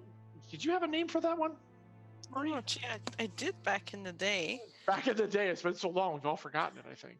Yeah. It has been a while. Let's call my ship Cupcake. Cupcake. The Cupcake. All right, jot that down on your character sheet. Yes, the Cupcake. Absolutely. All right. She has like a sheaf of papers in front of her. She leaves through them. And says, "Yes, your ship, the Cupcake, Yep. was impounded for derelict fees. Apparently, the last time you visited our fair city, you seemed to leave in a hurry. Hadn't quite settled your bill with us." Really? Is that how much? How much is the fee? Well, it's kind of irrelevant now. The fee was already paid by a third party, so they own your vessel right now. My vessel? Somebody Correct. else took Cupcake? I'm afraid so. How do I get Cupcake back? Well, you would have to talk to them about that now, wouldn't you? Well, who are Not they? So my- I can go have a chat with them after we've cleared whatever this is. Oh, yes. She waves her hand like, don't. The charges were just more or less a ruse to bring you in case anyone was watching, and I didn't want to give the appearance that you were working with us. Okay, so then why am I not with the others then? Where are my friends? Standard operating procedure to hold a group in separate cells until I've had a chance to talk to each of them individually. Compare stories. Well, of course, how convenient. Well, it's just how we do things here at Adriel. That's fair. And Adriel as well, you help people get their ships back, right? Like I said, it's a standard procedure to have someone purchase if they wish to outlay the money for the fine, which was, given the amount of time since you had last been here, the interest accrued was quite considerable. We're looking at about 200 gold. Oh. So, yeah, but they were willing to take care of it. Well, she looks at it again and was like, well, actually, I don't see any reason not to tell you. It's not like it's a big secret. It was a representative of the Makia family. Oh, how lovely. And she kind of quirks an eyebrow. Do you know the Machias? Oh, I've met Lady Machia. I mean, a few occasions. You have, and tell me, Captain, what under what circumstances would you be meeting the woman who has a seat on the celestial court of Adriel? Well, Lady Veneer, my good friend Savoy, who said she'd help me get my ship back, by the way, so this should be great. She had a supper the other night, and her sister actually hosted it. It was really great. There were all of these people, none of them I knew, but I could just tell them all of these stories, and they were really hanging on every word. Oh, and if you would have seen my dress, it was so great. I even managed, no, you don't need to know about that, but it was a beautiful supper. Oh, let me tell you the meal. So we started off with this tiny little appetizer, and Okay. We're getting off track here. I believe you said, where does Lady Machia come into this story? oh, she came into the room and joined us for the meal. It was lovely. So she was an invited guest. There was some surprise that she was there. Okay. All right. But I mean, I don't know. I didn't see the guest list. I'm surprised I was invited, to be honest.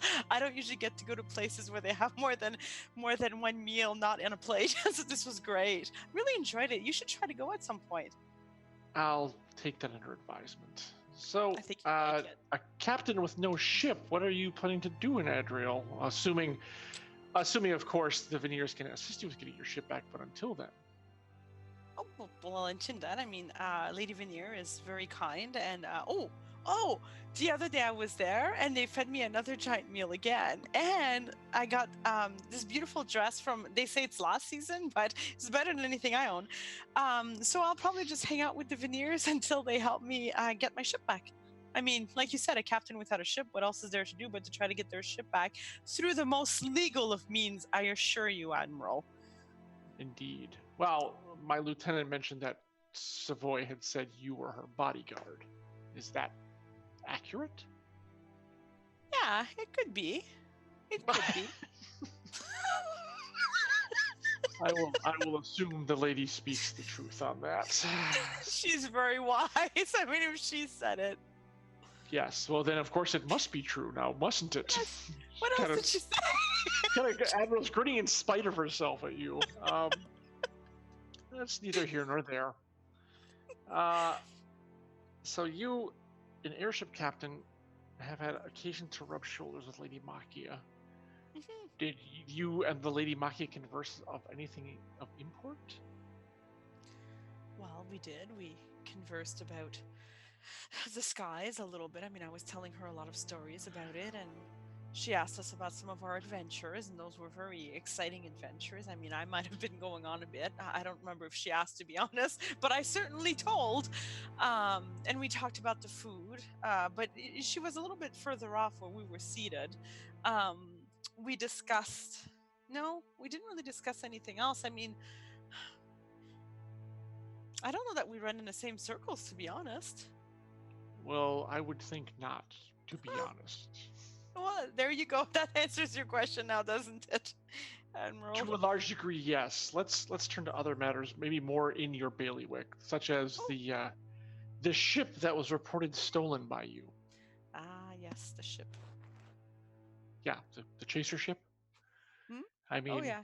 Pretty ballsy of the chasers to report a vessel of theirs had been stolen, when chances are they're the ones who did the stealing in the first place. However, that was what they did, which provided us the pretext to bring you in. Care to tell us about how that might have come about, that you found yourself in possession of a chaser ship? So wait a minute, you want the chasers to believe that they have you in their pockets? Is that a I wouldn't go so far. I want the chasers to believe that we are not working together. That's what I want them to believe. That's good. And it would behoove you to have them believe that as well. Because if they get the impression that you did talk to us, well, your lifespan could be shortened significantly here. Yeah, I hear if that you're a not lot. careful. Yeah, Adriel is all about shortened lifespans, I hear. It's very lovely. Certain areas more than others. Good food, though. We're known for it. So anyways, this chaser ship, how did this come about? That you found yourself in possession of it? Oh, we were attacked by chasers. And where was this exactly? Well, it was out in the skies. I don't remember exactly the position. If I'd had Cupcake, I could tell you exactly where we were. I mean, her navigation system is unlike any other. It's amazing, actually. I actually met this engineer once. I don't quite remember where, but it was after a little battle, just something between pirates. Not that I'm one, but you know how they get finicky. Anyway, so I met this engineer, and I told him that I kept getting lost. Does the engineer have any bearing on how you found the chaser ship? Well, you asked me where it was, and I'm telling you that the ship I was on did not give me direct enough information. A ballpark would be fair. In the Like skies. a half day's travel, a day's travel out, 2 days travel? North, south, east, west? I mean, you can tell direction that way, can you not? Yeah. No, I can. We've been traveling a lot lately. I'd have to consult my notes to do that. Your log. Yeah, my captain's log. It's supplemental. I see. Nice, by the way. Thank you. Well, as a captain, I would think you'd be more alert to your surroundings. Anyway, so you were traveling on another trade mission? Yeah. No, that one I think we were hired to go get something and bring it back. So yeah, Well, it was a trade mission. The Gelspar crystal. Yeah, that was that one, right? Yeah. That was that one, yes. And Well, you pray already tell. know. No, I don't know everything. Pray tell, where did you find this crystal that you were placed in Gelspar? We found it. I believe it was north. So it was on land. Well, where else would it be? I don't know. I don't know where they come from. It's a very closely guarded secret. Well, I doubt that. I doubt that this is something that could be replicated, anyways. But yeah, it was north. Were there any other crystals there? No. Just the one. Yep. So it was a crystal to the north, Yep. protected by something in an inaccessible area. You know, I really have to check my logs. I think they were fish. Pretty sure they were fish. The slaughterfish. I killed a lot of them. Well, I was about to say that doesn't seem like much of an obstacle for someone as daring as yourself, as capable as yourself. Can I make a confession? Just between us. But of course. I feel like we're connecting on a certain warrior level, and I feel that too. And I respect that. I want you to know. Well, thank you. As do I. Thank you. I've fought a lot of battles in my day, and I enjoy. You certainly look capable. Yes. Thank you.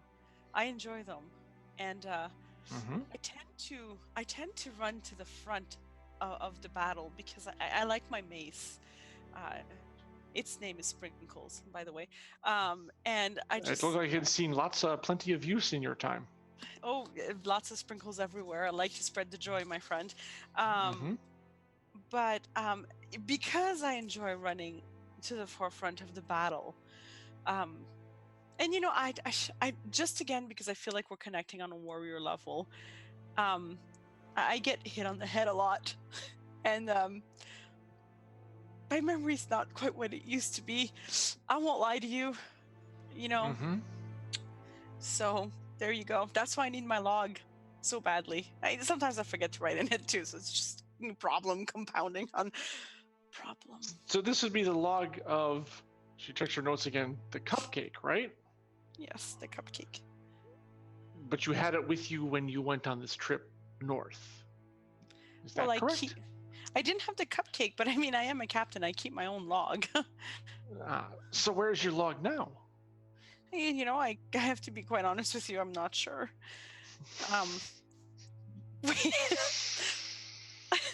Okay. I know that there were a lot of something, and I got hit on the head a couple of times. I got this really bad headache.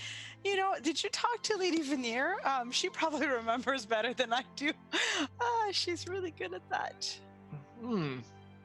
I'd recommend you talk to her. That's a very good idea. Isn't it just? I think I will. Yeah, exactly. That's wonderful. Thank you. All right. Yep. Well, we don't warrior to warrior. We have to stick together. Absolutely. I'm gonna fist bump. Fist bump. Yeah. She'll slowly raise her hand and fist bump you back. Good. I won't do the explodey thing though. She doesn't strike me as an explodey fist bump person. That's right. All right. I think she will. She's like, let's get you back to your cell, and hopefully, Captain, you'll get your ship back and can be sailing the skies of Axia soon enough. I appreciate that, Admiral. I have a question though. I mean, sure. Lady Veneer did mention that, and I don't know what underhanded thing you're doing. Everybody's doing something underhanded in the city, but I'm okay with that. But Lady Veneer did mention that I acted as her bodyguard, and as such, I am concerned about her well-being and that of my friends. If we are only pretend play here, which I respect, I think it's fun, would it be possible to perhaps at least show me that they're all right? Oh, your Lady Veneer and your friends are fine. You'll be reunited with them shortly. You have nothing to worry about. But I appreciate your concern for them. All right. I just need a little bit more time to gather a little bit more information, and like I said, I'll have you all brought together certainly before the night is through. All right. For now, let's get you back to your cell. I would imagine all this talking has probably made you a bit thirsty. I imagine you want something. Would you like something to drink? Water? Maybe something a little stronger? Something a little stronger for sure. Thank you. And some snacks would be great, actually. I'll see what we can rustle up. I get hungry. I would imagine. It's, okay. All right. And she has a guard escort you back to your cell. I want to try to...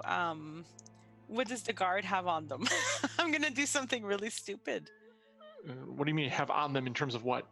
Like, is there, like, do they have a dagger or something small weapon-like that I could sleight of hand off of them? Sure.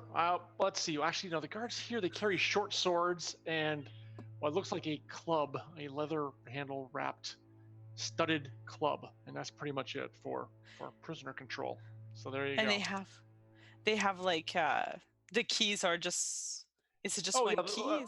It's really one key. Yeah, exactly. Right. So that would be hard to. It would be quite difficult. Yeah. And it would be difficult to get any of their weapons off of them. Well, considering there's two of them and one of you, it would be a very difficult sleight of hand roll. They look very alert. I mean, you can try if you wish. It's going to be a fairly hefty penalty. Even someone of Malma's ilk knows it would be difficult to do. Yeah. All right. I'm going to keep an eye on my surroundings and be a good girl and head back. Right. Be a good captain. And somewhere your voice in the back of your head says that's probably the way. You kind of think, what would Savoy do?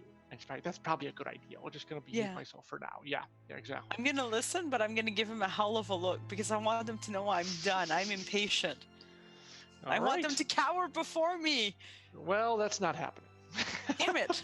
Okay, I am now unmuting things because I have been told that Reyes needs to talk to Savoy again. Yeah, so Marie, we'll have you mute one more time. I'll keep this short so we can bring everyone back together. Thank you. All right. Bye-bye, thank you. Yep, thank you.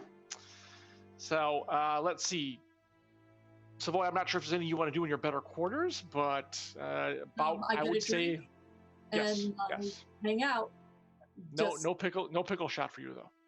No, it's called a pickleback. Pickleback, whatever. It's called a pickleback. And Yeah, you're left there for about an hour on your own, so which is pretty relaxing actually. You almost, after everything has happened, you're almost maybe getting a little sleepy. Well, considering that we are sleepy, I also just realized that my sister already knows what's happened because the coach took us there. And I think the family coach was going to take us back home. That's probably true, come to think of it. So either the coach is now waiting outside the order, or they're back home. I'm not quite sure. Well, But you this, probably, more than likely, since you were escorted in a order wagon, the coach went back to tell your sister what happened. So, yes. Okay. Great. Yep, there you go. So, all right. So, after about an hour, there's a knock at the door, and before you can get up to answer it, Admiral Rhea comes back in, and says, "I've spoken with all your friends, and I'll be reuniting all of you soon. There was one other matter I needed to check up with you on. If it's like, you mind if we sit down for a minute?" Of course. Well, talking to your bodyguard, Malma, she spun me a pretty interesting tale about the whereabouts of the location of that Gelspar crystal you recovered. I'm sure she did. Yeah, I was wondering if you perhaps had any more information you could add to her tale.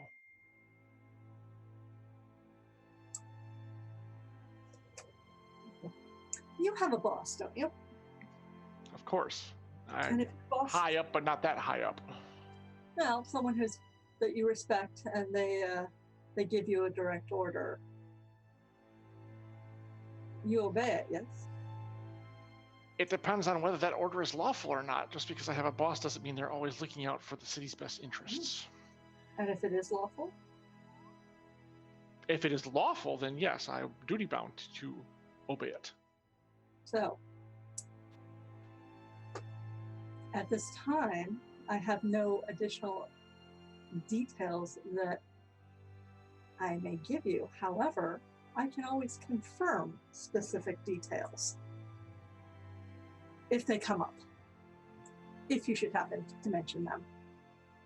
So, for example, if I were to say that Malma had said that to access the crystal, you all journeyed north, would that be correct? Add a character, did we go north? Pretty much, yeah, roughly. Okay. That is correct.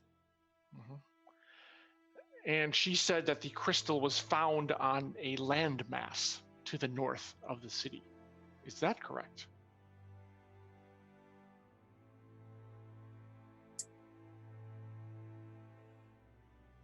No, that is not correct. And she kind of gets a puzzled look and like, okay. It was found upon a mass. Mm-hmm. A legend. You may... What? Go on.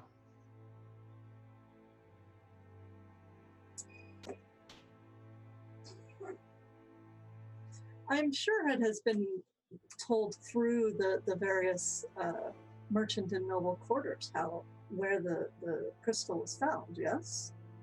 I mean, it was not kept a secret. The merchants, well, I should say the nobles themselves, guard the secret of crystal production most jealously. It is something not even the Order is aware of, although we have tried to find out. The fact that a group such as yourself, and I mean no offense by saying that, had the information to go acquire a crystal, and from what I understand, not without some trouble, given that the ship you left in was not the ship you came back in. Correct. Would indicate that it was not easy to gain, to get a hold of. No, it was and that not. There's some barrier, some obstacle that you had to surmount, other than the chasers, of course. Of course. If someone is holding their position over you, for example, in terms of instructing you as to what to say and what not to say. I would not consider that person to be working in Adriel's best interests, nor your family's. I cannot compel you to tell me. Well, have you ever been told a story that was so outlandish that it could not be true, and then later found out that it was in fact true? The first part I hear every day. Yes. The second part, those are much more rare. Yes. How much do you know about crystals? I will admit, not a lot. They keep our cities aloft, and 10 years ago, there was an incident in the Silverglades with them that ended poorly for members of the Academy. That's really about all I know. It does not intersect the carrying out of my duties until Lord Maddox sent out an unauthorized expedition to recover one. Well, now, he was certainly within his right to do so. However, the fact that your group came back with information on where these crystals come from is a matter of great interest, not only to me, but to other houses. Not, in fact, correct. Which part? We found where crystals come from. What we found is a way that crystals are attuned to each other if they come from the same mass. I don't follow. This new crystal in Gelspar, if I were to chip off a piece, say, and that crystal were to go missing, it is possible that I could trace the heartstone with this small piece of crystal that I have. So the small crystal acts, there's a link between it and the main crystal that allows you to track the main crystal. Resonance. Oh, now that is very interesting indeed. I wasn't aware that that was a secret. And I have no compunction against mentioning that to you. As I said, I am not familiar with the inner workings of hearth crystals. That's more something Loria would probably be more inclined to know than I would. I will say it was not a landmass that we found the crystal on, but what I would say is perhaps I know that the order has its means and its ways of interfacing with the nobles and with the merchant houses. I know that you have the ability to do that. So I suspect that if you were interested in a dinner where Lady Macchia and the family Savoy had a lunch, oh God, was it a lunch? Had an exciting meal together where we discussed how and where the crystal was found, you will find those details.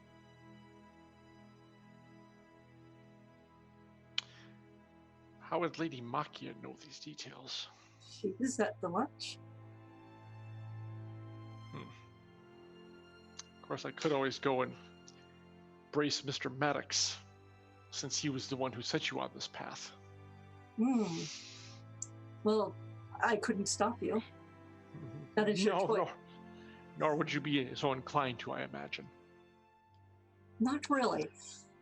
I know that Lady Macchia and Lord Maddox are definitely not friends. Indeed. Lady Macchia takes a dim view of anyone who threatens her status in Adriel. Speaking of, your friend Everest also said something very interesting. He seems to posit, along the lines of, I think, that you might have said as well, or consult your notes a bit, that one or more of you think the nobles are working with the chasers and through them, possibly with this Ixis person. Yes. Since you seem to have such a viable relationship with Lady Macchia, I would like you to ascertain whether this is true for us. All of our attempts to infiltrate the Macchia household have proven fruitless. She is far too aware of our forces. However, someone from such an impeccable house as yourself should have no trouble gaining her confidence, gaining her ear, and Weren't perhaps you the one ascertaining who was- information that we cannot. You were the one who was suggesting that I had nothing to do with Lady Makia, and now you are asking me to spy upon her for you? Certain other information came to light that makes your relationship suddenly much more. I did caution you to beware in your dealings with her. However, you're already dealing with her. As a good officer of the law, it would behoove me to take advantage of your pre-existing relationship now, wouldn't it? I'll take your request under advisement. Do you have someone that I could speak to a little less obviously? I will assign an officer to this particular investigation who is not me, yes. I took an interest in this case due to the, shall we say, higher personnel of the city who are involved. However, we would be handing you off to most likely one of our majors in the department. Well, it will certainly be exciting if a major randomly shows up at the Veneer Manor House, won't it? Again, they would not be so brazen. We would assign one of our better undercover operatives who will hopefully not be known to the Makias.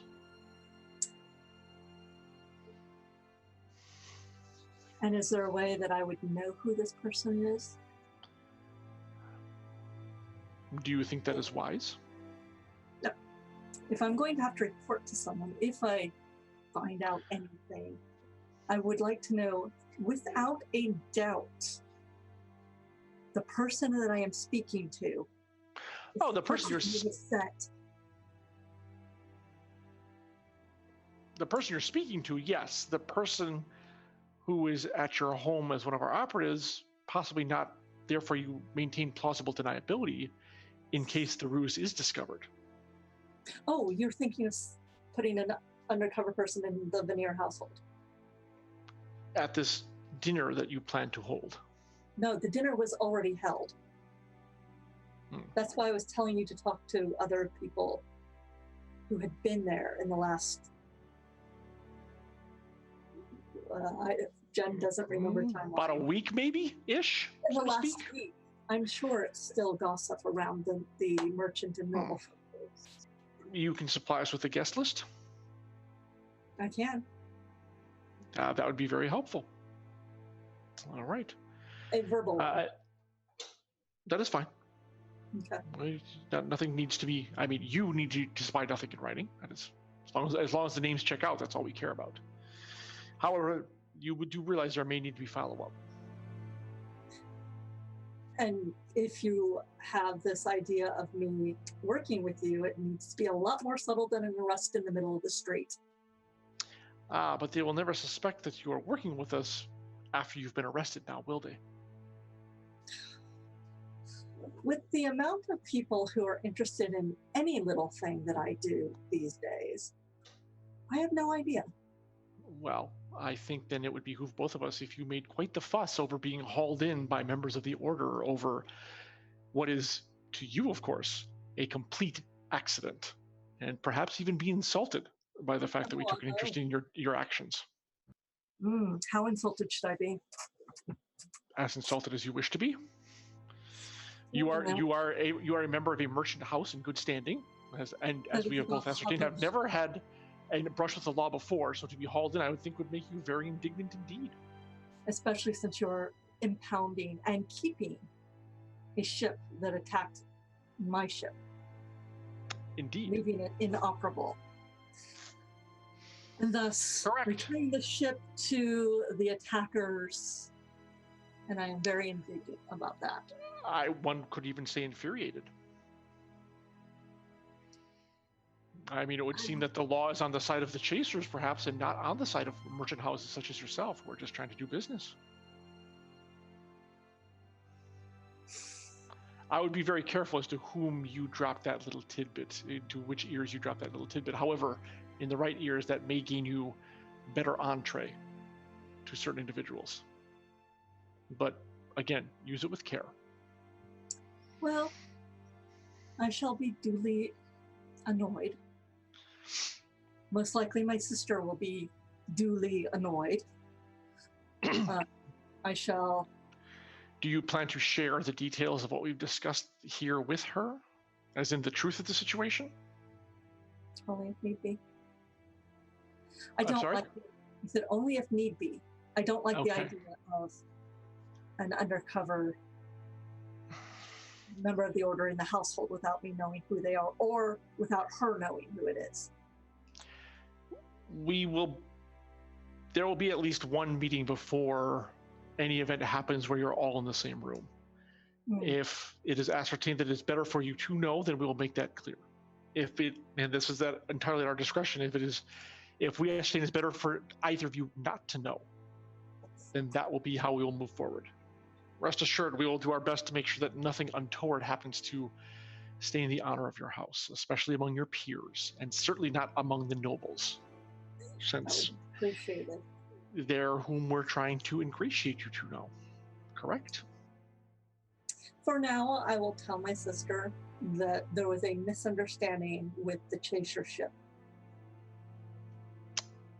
That is probably simplest is probably best. And most likely, I will have other things to do, and I won't be in Axia that long. You're planning on traveling soon. Possibly. Okay. There are some things I want to check up on.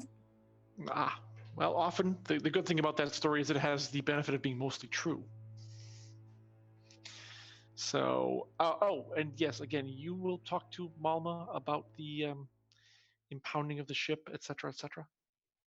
The impounding of the chaser ship. Chaser ship, yes. And the All fact that, and you are aware, and that everybody is aware, that fair winds that we brought back from our last travels is currently registered with my family, waiting the 1 year. We'll use it during that 1 year, clearly, for someone to make a claim on it. That is correct, and of course, as your house in good standing, you have all the paperwork in order, etc. It's on file with the harbor master and all that fun, stultifying paperwork. Correct? Yes, as long as Okay. that will suffice for now with Mama. She'll still have a ship to captain. Good. Yes, I imagine the ground gets too still under her if she's on it for too long. Indeed. All right. Well, I'm having your friends brought up, so let's. Well, I will leave you to have the conversation. Actually, is it possible? And no offense, I would rather have a private conversation with my peers, not inside this building. That you could send a runner to the Venier household so that the coach can be sent back for us. Yes, actually, that would be best. It would be odd if we were to drop you off in an official order vehicle. Especially if I'm incensed with you. Indeed. Yes. All right. So, But might as well, let's have everyone out of their cells and brought up here where you can relax in more comfort while the coach. Exactly. Yes. All right. Join. Well, I thank you for your time again and your hopeful assistance. If I can assist the order, I will. Is all we ask. But if Makia is up to something, we must, with this person, whom Everest claims is a greater threat than anything on the nobles or the merchant clans can put together, then we need to find out what that connection is, where this person is, what they have planned, and stop it before it goes too far. So there is a bit of a ticking clock here, Lady Venier. I just wish you to be aware of that. And what you're doing could end up helping all the city, not just your house, not just your neighborhood, not just the span, but everyone. So I'd just like you to keep that in mind. Well, let me go collect your friends. Assist Gelskar for nothing. True. Thank you. All right. Thank you. All right, is everyone back? Yep. Oh, Hi. So the guards all bring Laureate and Everest and Malma up to a much more nicely furnished room where inside is Savoy. Who is pacing? Who is pacing? And the guards leave you guys alone. They don't lock the door after themselves. And they say, someone has been, and they come in and talk to Veneer and say, Savoy, and say, someone has been sent to fetch your family's coach. It should be here shortly. Thank you. So, and then they close the door and leave the four of you there. Is Everest completely like shackled, no shackles and all that as well? Neither of you have shackles on. Okay. Okay, that's good. All right. Savoy turns to the group of you. Hey, what would acting be under? What is Acting? Is that fast talk? Yes. Oh. Okay, so let's see how well I do this. It's gonna go well. Yes. All right. Yeah. So, Awesome. my intent is for you all to know that I am irritated, but not particularly serious. She turns to you and says, well, I hope they treated you all well enough. I would like you all to know that at this point in time, the chaser ship has been impounded and will be returned to the chasers. And we will have use of the fair winds as long as no one stakes a claim for it. Anything else that we have to say to each other of import can be said in the coach. However, I will not let this stand.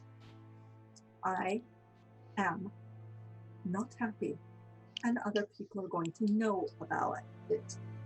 So, were any of you abused in any way? I look at Loria. No, in fact, it was a nice trip down memory lane. I see. 10 years ago, memory lane? Correct. Alvarez, what about you?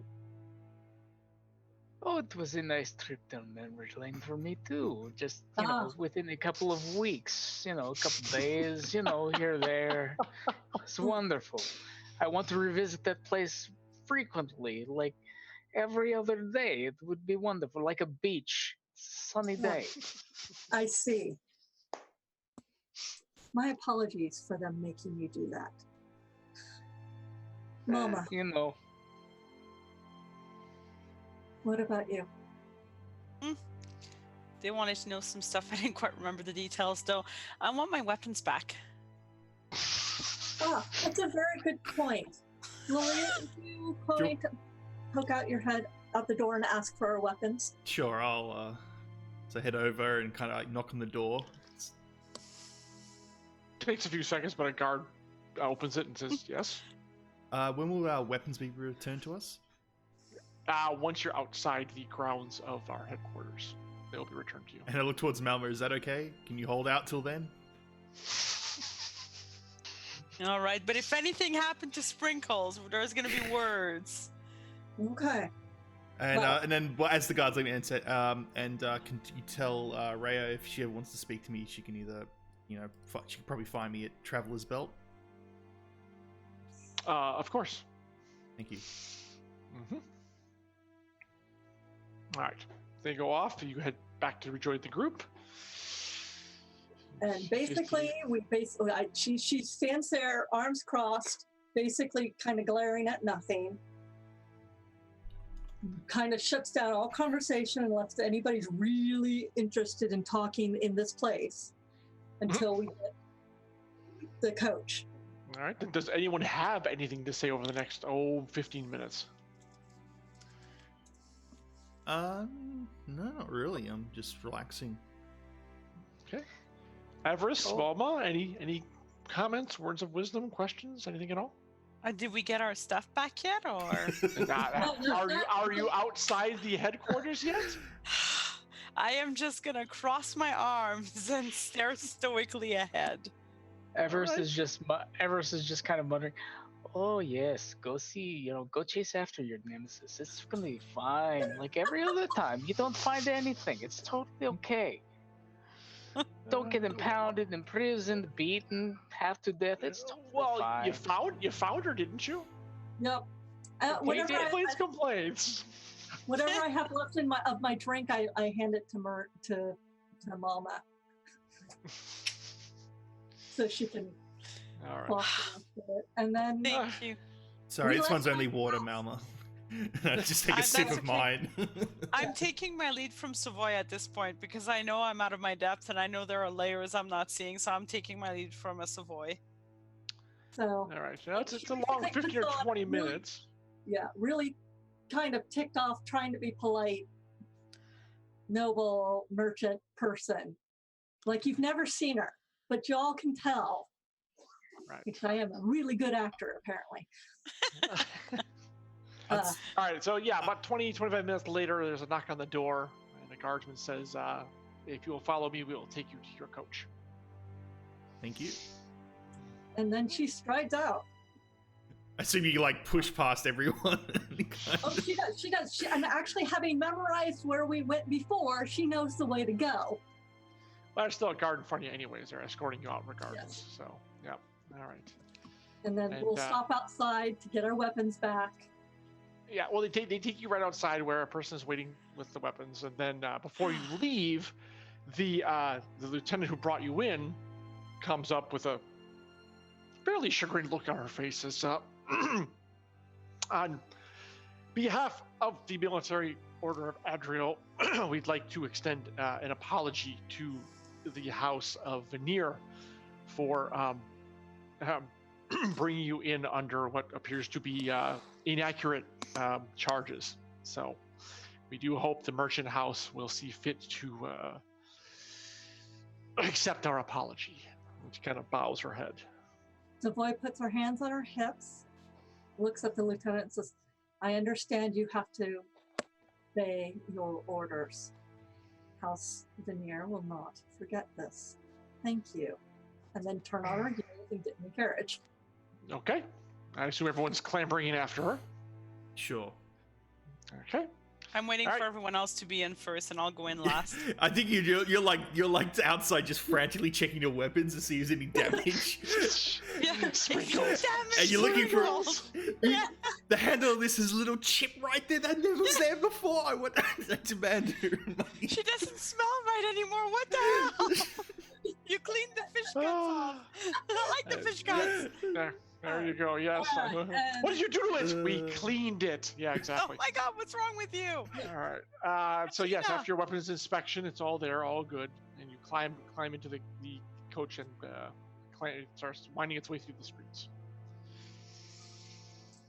And then drive away. And I wait until we have gone like a little bit before I relax and I look at you all and I'm like, are you guys okay? Yeah, it was fine. No problems here. I assume you had a nice conversation with Admiral Rhea. Oh yes, and apologize again. I'm going to apologize for her. From what I could tell, I assume she was in a tough spot. Oh, it's fine. She is the one who suggested I be as irritated as I am right now. She's a very good soldier. I understand that, and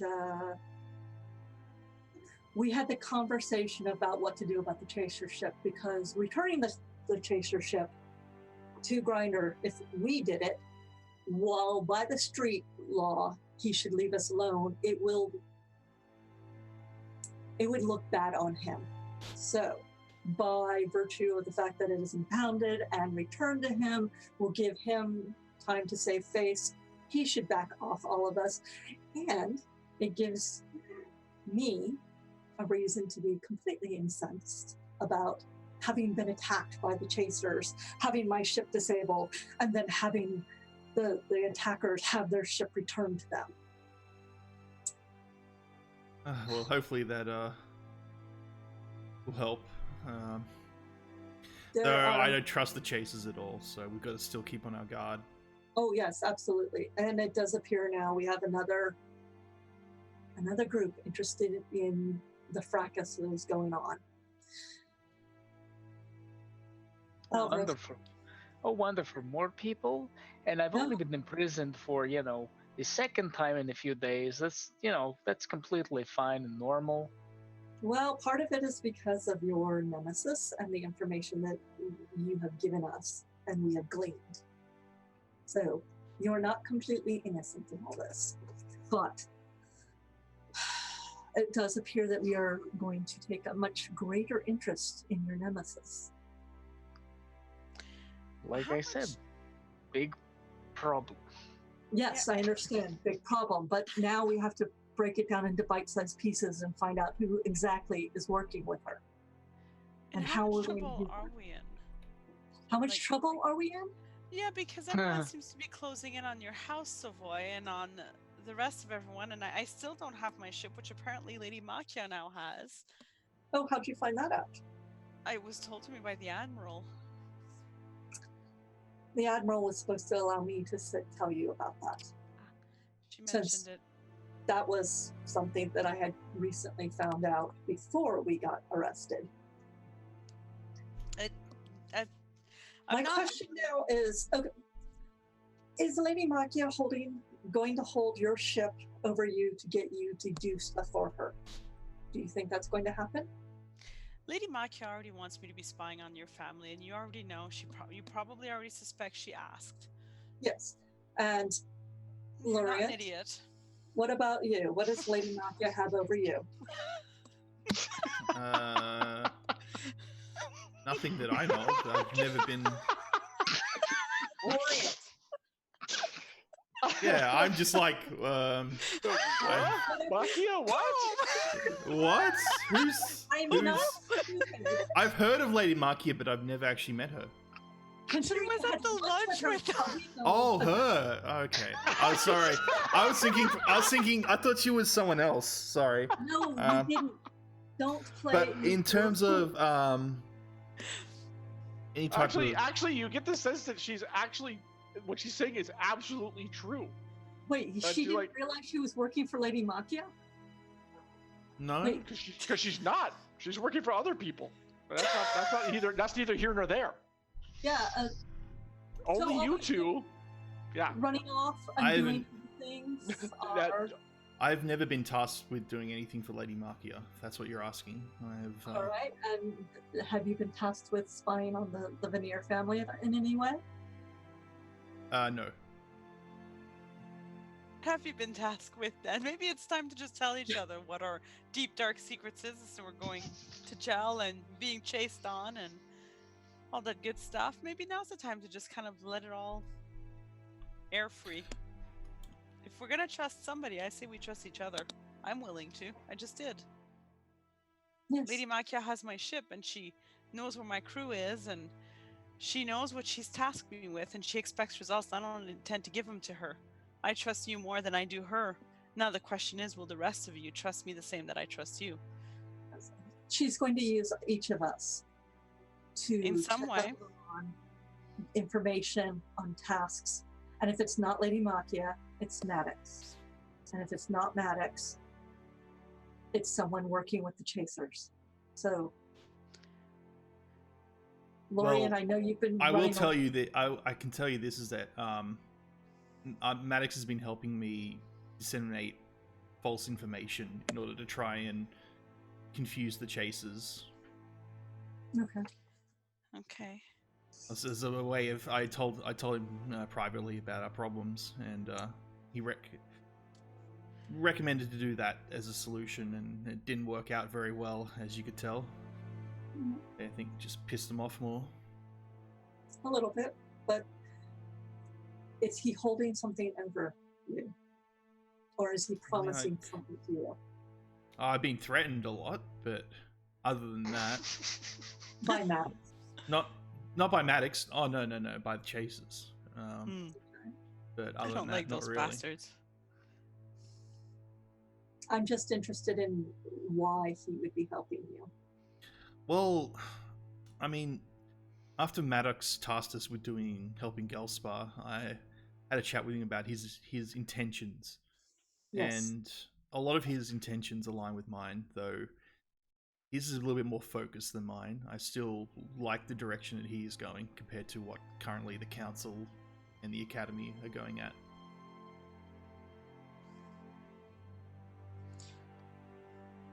But in terms of trust, I still trust all of you more than Maddox. But I still think that Maddox is not one of the bad ones, if that's what you're asking. Well, at this point, I'm still inclined to agree with you. Alvarez, has Lady Makia or Maddox tasked you with anything or threatened you? Neither of them have done anything to me. The only one who has an issue with anybody is Ixis. Neither of the nobles have done anything of import to me. But the only question is whether or not either of them benefiting from her, specific talents, as it were. That is the question, and that is one that I would like to find out. No. How do we do this? How do we find out? Well, I was told by Rhea that we should probably start with the Academy. Maybe able to give us some information on this. What'd you call her again? A spirit, soul ripper, soul. I'm trying to remember the term. A spiritualist, however, I refer to as a soul stealer. Soul stealer. Oh, that doesn't sound so great. Perhaps the Academy has some information in its vast right, libraries. Real quick background for Marie, because she missed it. Ixis steals souls, rips them out of people's body using taking their power, and it's supposed to either give her, immortality or their knowledge. Maybe both. It's really hard to say. Yeah. Definitely their knowledge. I think Iris has kind of ascertained that. The immortality part, maybe. It's an abomination beyond. Like, she killed a bunch of people in the Gelspar area in a very bloody ritual fashion. Yeah, typically spiritualists enter into limited arrangements with spirits to gain power from them. A long-term kind of holding thing is usually frowned upon. So yeah, she's not good. She's not good at all. Let's put it that way. Okay. Yeah. Thank you. Well, so yes, I know we owe Hobbs, or you owe Hobbs, another task, and we won't let you do that alone. Thank you. If you have to, I understand. I can steal a ship, take to the skies. No, we already. Wait. Someone just shakes her head like, no, we already have a ship. Illegally, we have a ship. Right? No, I just. Sometimes I daydream. That's all. Wait, has Hob asked you to do a job, Nala? No, I traded for information. Yeah, I remember you telling us that. To do with Everest. Yeah, to do with the Hob Everest. Okay. I just assumed that maybe during interrogation, Hob just randomly appeared. But that would be a bit weird. It wasn't much of an interrogation, but it did make me realize two things. One, that we are definitely under more watch than I'd hoped here to be. And that it's good that now the Admiral is convinced that I have more head injuries and is healthy from my memory. And two, I believe that I'm starting to see that the cupcakes impounding might actually be due partly to Lady Makia to start with, because she was the first person I met here. Is she? And now she has my ship. How did you meet her? She made sure I would. But how did you meet her? She sent someone to come to bring me to her, basically. There was a breadcrumb leading back to her. A breadcrumb that anyone with an impounded ship would have followed, looking for work. Ah. I might be wrong, but you can find out. I can't. when it was Lady Nakia, and now she has control of your ship. The question now becomes: is she going to offer it back to you, or is she going to? I don't understand. How did your ship get impounded in the first place? I never heard that story. Well, I mean, it was accused that perhaps I was smuggling some materials, but truth be told, I make a living. I make a healthy living. I am proud of what I do and I accomplish up in the skies. I was, in fact, smuggling some things, but why they would look at my ship and why they would decide at that time to find exactly the materials that were there. I mean, there was no reason that my ship would draw any attention. We had other cargo that should have diverted attention at the time. So that means she needed an airship. I don't know. Airship captain.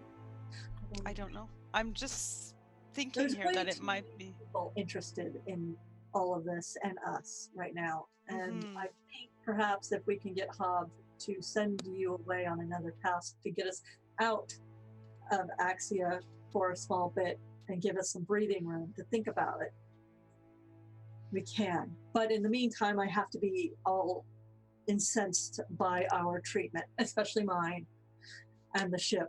So when when we get to the near household, I will be upset again. So, Ooh, I will be upset on your behalf as well. Thank you. I appreciate that. You're welcome.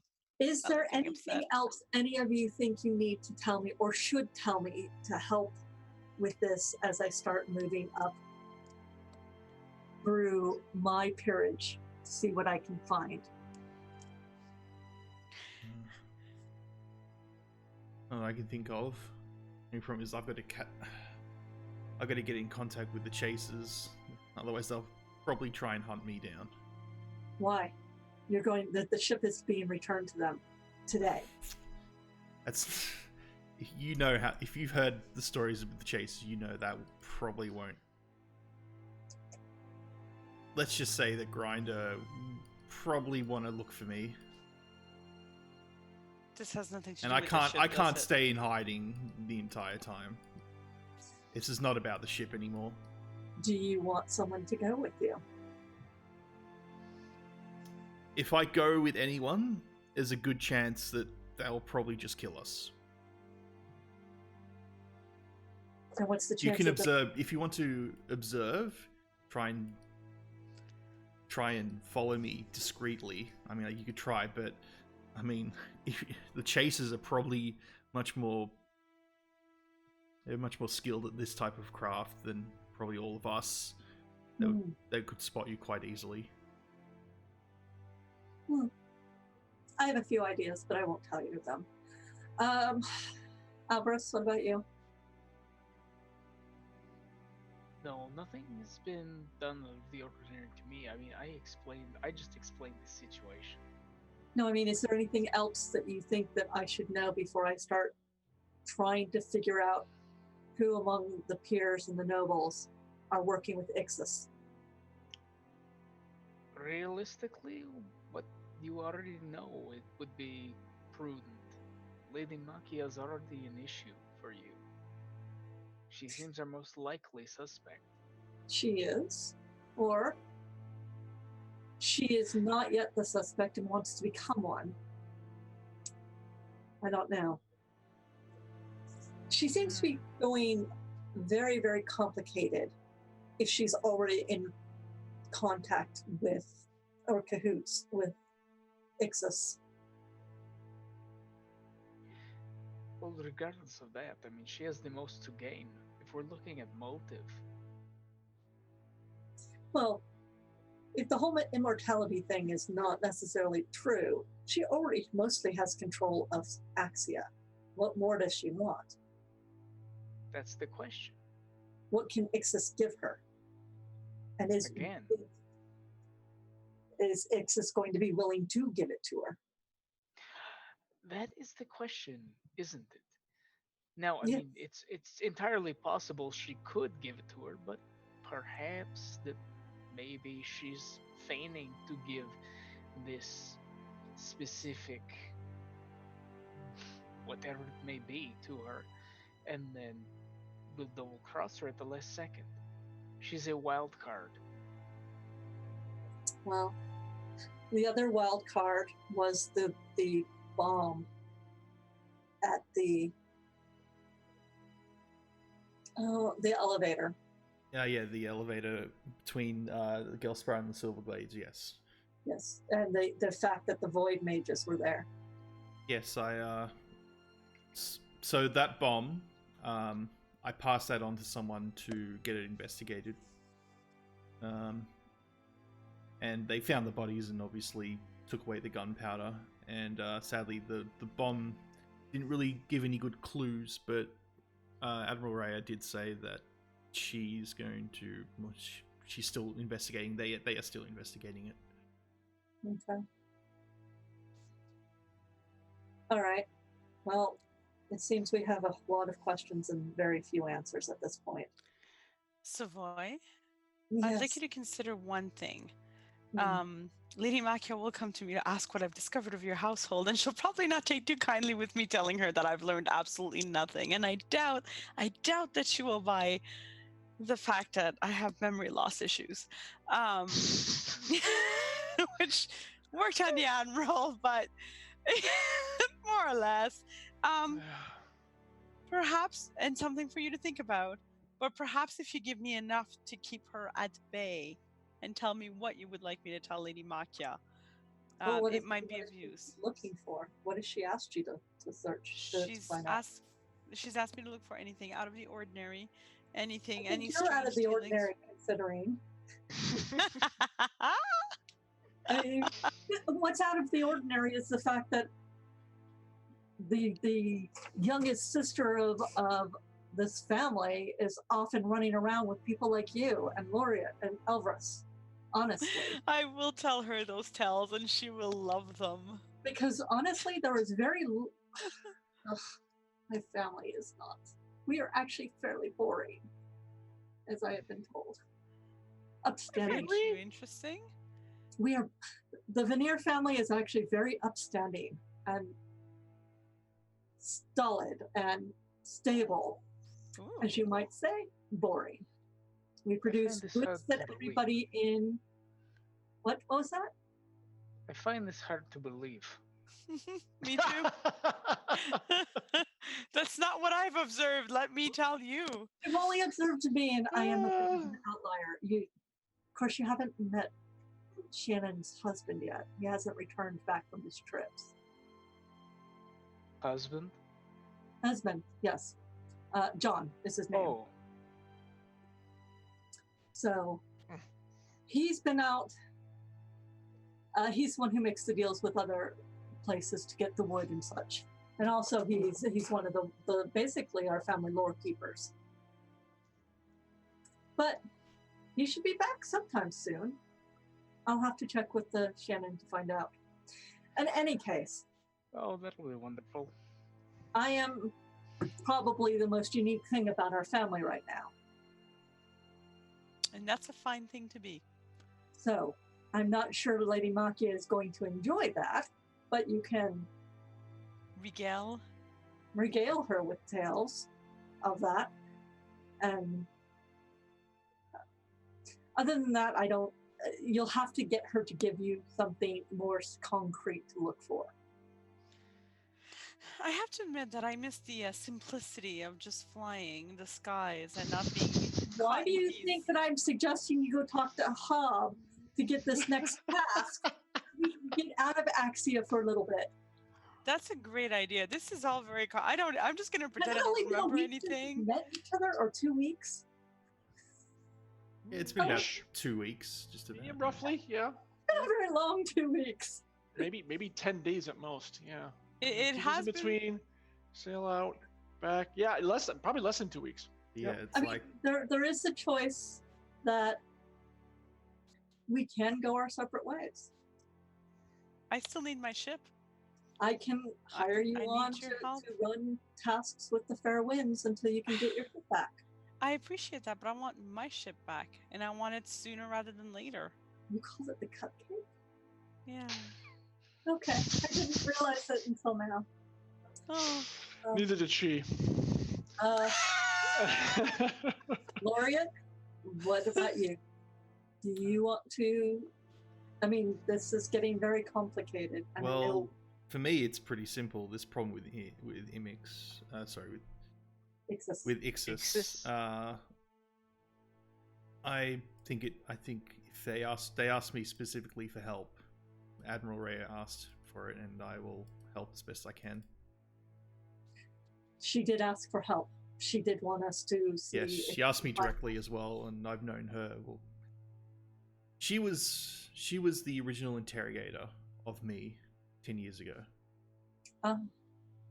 And she's very she was very understanding of my situation. And she knew I did nothing. Oh, this from 10 years ago. You remember he's an outlander. He never heard the stories. Yes. I can't say that I've heard the stories. Well, perhaps we should have that discussion. When we That get back one, yeah, I prefer not to tell the story, but let's. If we're going to If you want me to tell you it, I can. But you're rolling up to the gates of your home now. it might help the rest of us understand where you are coming from at some points and why you act certain ways. But we can do that in the privacy of the quarters with a good drink and some food. If you're hungry for an hour. Oh, good. Right. I only got watered down wine. Yeah. I need to be irritated. All right, hold on. Let me do this. My sister will probably be out here. If not, I'll be sent out. I'll be asked for. So why don't we convene back in my sitting room in an hour or so? I will be getting suitably drunk at this point. Okay. I can have, actually then, yeah, my sitting room's big enough for food and drink. So I'll meet you all there. And I need to report into my sister. Good luck. Actually, that's going to be easier than you think, because as you're alighting from the carriage, your sister is already in like the inner foyer, the courtyard area of your house. Okay, yeah, and I'm doing the whole body language of I'm really kind of irritated and not happy. And I send the three of them go to my sitting room. I'll send food to you, and then I just wait in front of my sister. And she's holding a thick sheet of folded paper. Looks kind of like some sort of invitation. Oh, Lord. Are you all right, Savoy? I am absolutely fine. I have been given an apology by the Order for their handling of this misunderstanding. I can explain it to you not in the middle of this courtyard, but what is that? Yes, we are being summoned. And she hands you the sheet of paper. And on it, in very elegant script, is an invitation from the Celestial Court by way of Lady Makia to join them at what is being called the Starlight Gala, a celebration of the restoration of Gelspar and charity benefit, by the way. Charity benefit for Gelspar and the Starlight Commons to restore it to its former glory. And this is happening 3 days from now. And I think on that note is where we will end tonight's session. Yep. Yay, a benefit! Oh my God! Wait, does the invitation have all of our names, or just whose names are actually on it? I need to count. It's actually the House of Veneer. House of Veneer. I kind of agree. I'm just like. Yeah, if you hire them all, it's fine. These are fairly wide open, but yeah, it just is a House of Veneer. So yeah. Nothing is possibly going to go wrong. It's totally going to be fine. Yeah, you're allowed to. I assume someone of your status would be allowed to send you plus delegates or. Yeah, well, I've already named bodyguard. I mean, I certainly could so in the other two of you as like delegate from wherever the heck he is from, and then I'm an foreign delegate. I'm an Sure. ambassador. It's fine. You're an ambassador. Everything's gonna be fine. Exus isn't gonna show up there. No, chasers aren't gonna be there. She'll be another foreign ambassador from the same area. It's totally okay. It's Everything be great. It's how these things go. You know what? It's funny. My first thought was, okay, Laureate's my vizier. You're my court magician. He's my bodyguard. Okay, I got this. I honestly thought you were going to say, when you said court magician, I honestly thought you were going to go court jester. That's what I was hoping for too, to be quite honest. I almost did, but honestly, I've got a lot more respect for you than that. You son. Oh, well. Oh, my Lord. This was excellent. I should have titled this one "Clearing the Air." I think I'm actually quite happy. But Laureate, you are not off the hook. I want to hear that story. Yeah. Oh god! All right, sure. So Somebody make a note. Yeah, I've got notes. Yep. I've got notes. We'll launch that tomorrow. I'm curious to see how he's gonna tell that story too. Exactly. Should we do it at the stuff I wrote down, John? Should we do it there? Sure. That's if you want. I mean, that's we fine. could do it there if we wanted to. Because that would be pretty cool. Completely up to you, my friend. You can. I'll have a talk with you. Wish. I'll have a talk with you about it because if we want to do actually, that, I need to touch base with you about upcoming things in the next weeks too. So yeah, we can talk about that afterwards. Okay. This session was awesome, guys. I really liked the one-on-one interviews. I thought that was great. Keeping the rest of you in the dark was a lot of fun. Although I know you got to see our facial expressions, so that was pretty fun. Yeah. We're just watching the ball. I can always tell when you're getting irritated because you have an irritated NPC face. Yes. And then Brahms has this "I'm going to poke at you" face. Yeah. Rory has this like, and now I'm going to tell you the story. I'm going to be really animated. And I'm going to backpedal really quickly here. Then there's Todd. Todd is basically having poker face. Yeah. Oh, considering he's the only one who had a previous connection with her, it made it a lot easier for them to get along. So it was much simpler. Yeah. Well, I'm just glad which was funny. You and I had the conversation of, wait, do I like the Order? Are the Order the good guys here? What's going on? Right. Oh, okay, they're the good guys. All right, I can work with this. So yes, awesome work, folks. Great role playing. I thought it was really, really fantastic. I really liked how this one turned out. That was fun. I did not expect your interactions with Rhea to go that long, but it worked out perfectly. It was very good. And then you guys had a nice little meeting up afterwards, and I think some things were exchanged. Some walls were broken down, so the group's really coming together even stronger. So I'm glad. I'm just like, now I'm gonna actually have to get irritated at the chasers if they go after one of my people because you're now. That's gonna be a thorn. It's only probably gonna get bigger and bigger until you guys figure out what to do about them. But that's a story for another time. Yes. So story. yes. Really quickly, cast. I'm gonna put this out so people know that when they watch this on YouTube and stuff. We first of all, and I should probably announce at the beginning, the Emberwind game is moving. We are moving to Mondays. So the next session will be on the 21st. It's a Monday, and we will be every other Monday from that point forward. Okay. That's how that's going to happen. The 21st? I think it's going to be 22nd. No, 22nd. Or 23rd. 23rd. Ah, sorry, I have the 23rd, I have the wrong month. Yeah, there we go. 23rd, right. Yeah. Mark, let's see. Friday the 13th and a full moon. I'm very excited. Seriously? Oh.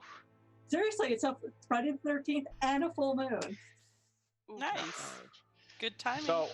So that's that. Meantime, let me go back to the Great Ember crew and. We should also say before that. Did you say Durable did a subscription? I don't know if you noticed that. I forgot to. I was going to say it like after our interrogation stuff, but it was just so intense that I couldn't do it. Well, thank you, Durable, very much. I'm sorry you did not should give you a shout out. I was also so busy locked into role playing. Yeah, I didn't see it. Doing these important interrogations. He did like a 12 months one, or. You have to re-up every month, so he's on a 12-month streak. So congrats! I'm gonna start putting up the Twitch stream on my secondary monitor so I can watch it more closely. It'll be easier for me to see there. So I could probably see if Arv can give you access to the activity feed because that will let you see all that stuff. that would probably help too. I'll have to talk to him about that. Yeah. So, all right, folks. Again, great work by everyone. Let's start with Brahms, the redoubtable Emery's. Who are you? What do you do? Where can people find you? You can generally find me here on this channel every, now Monday. Now Monday, Currently move spaces, so I've been a little busy. Hoping that we can get Lex Arcana off the ground, but I got to talk to another GM about that, and we'll hopefully be hosting that on his channel, which is Johnny Pittman's channel, which is Video Star Cowboy. Keep teasing that. Someday it'll happen. It'll happen someday. Yeah. Got to talk to Johnny and prod him a little bit, because right now I'm in like holding pattern mode right now. But at any rate, it's gonna be good when that does happen. I'm looking forward to it. But right now, what I'm doing right now is you'll see me here every Monday now doing the Everest thing, trying not to burn everything down. Not very hard, mind you, but it'll happen. But yeah, that's where you can find me, is here doing this sort of thing. Yep. Oh, by the way, real quick, what did you think of tonight's session? I like when Arv asked that, and I'm curious as what your thoughts on how the session went. I think it went incredibly well, considering that we all kept each other in the dark. Yeah. And that, and then you get to see people's facial expression, and there's a whole bunch of Zoom chat going like, what's going on? And making jokes in Zoom chat. And then, that's always fun. But I think the role play was really solid, especially I'm going to have to go back and watch the VOD now, which is worse, because now I have to go back and I have to be like, what the hell did everyone say? And just to be able to now you can go back and look. That's fine. I just didn't want it happening right there. Yes, exactly. Okay, good, very good, sir. Awesome. All right, Jen. I'm Jennifer Brozak. I am an author, editor, tie-in writer, and podcast talent. I have a podcast called Shadow Bites, which is running on The Violent Life. I'm also talent on the Dire Multiverse, which runs monthly. I have a BattleTech novel out called... Oh no, the meeting has ended. Someone started. Oh no, someone's done the Zoom thing. Hold on. Rip. Give me one moment. Wait. Hold on. Emergency Discord call. Here we go. Maybe emergency Discord. I'll just see if the Zoom thing will let us go back on. I think someone forgot that we...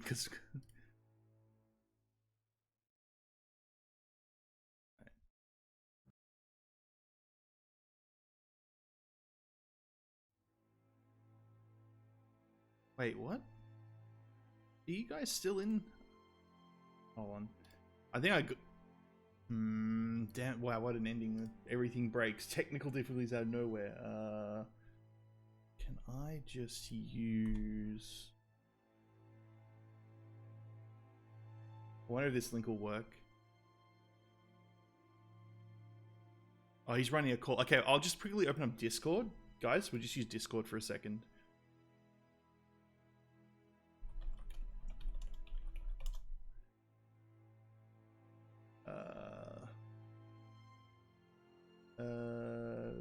I've got to figure out how. I can't remember how to do this. I go.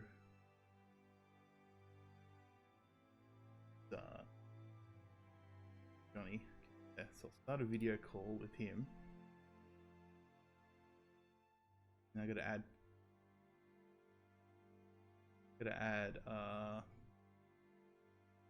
The only problem is that's a call I'm supposed to be on.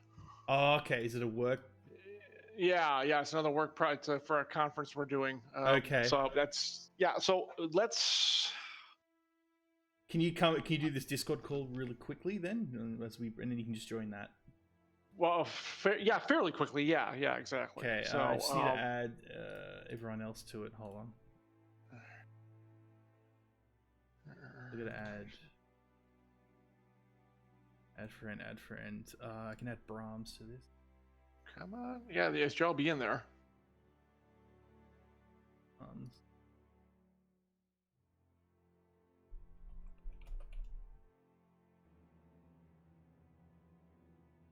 There we go. We got three. Yeah, we got 3. I'm in here. Yep. Right. Turn on the web browser. Everything's It's Arv's fault. Yeah. No. Oh. What?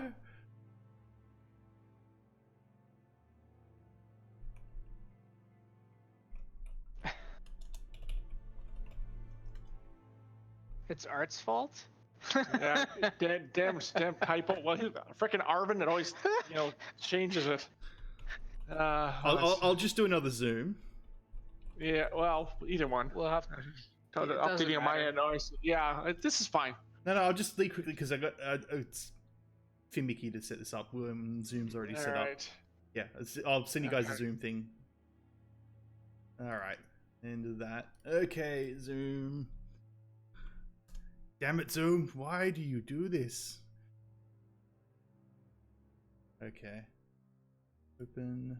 So everything will be completely shenanigans right now. Sorry, chat. I'm frantically trying to solve this. Okay, that there.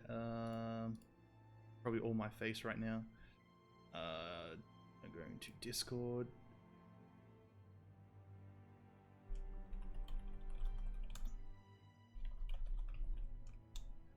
Okay, now maximize that. Hopefully people are going to join.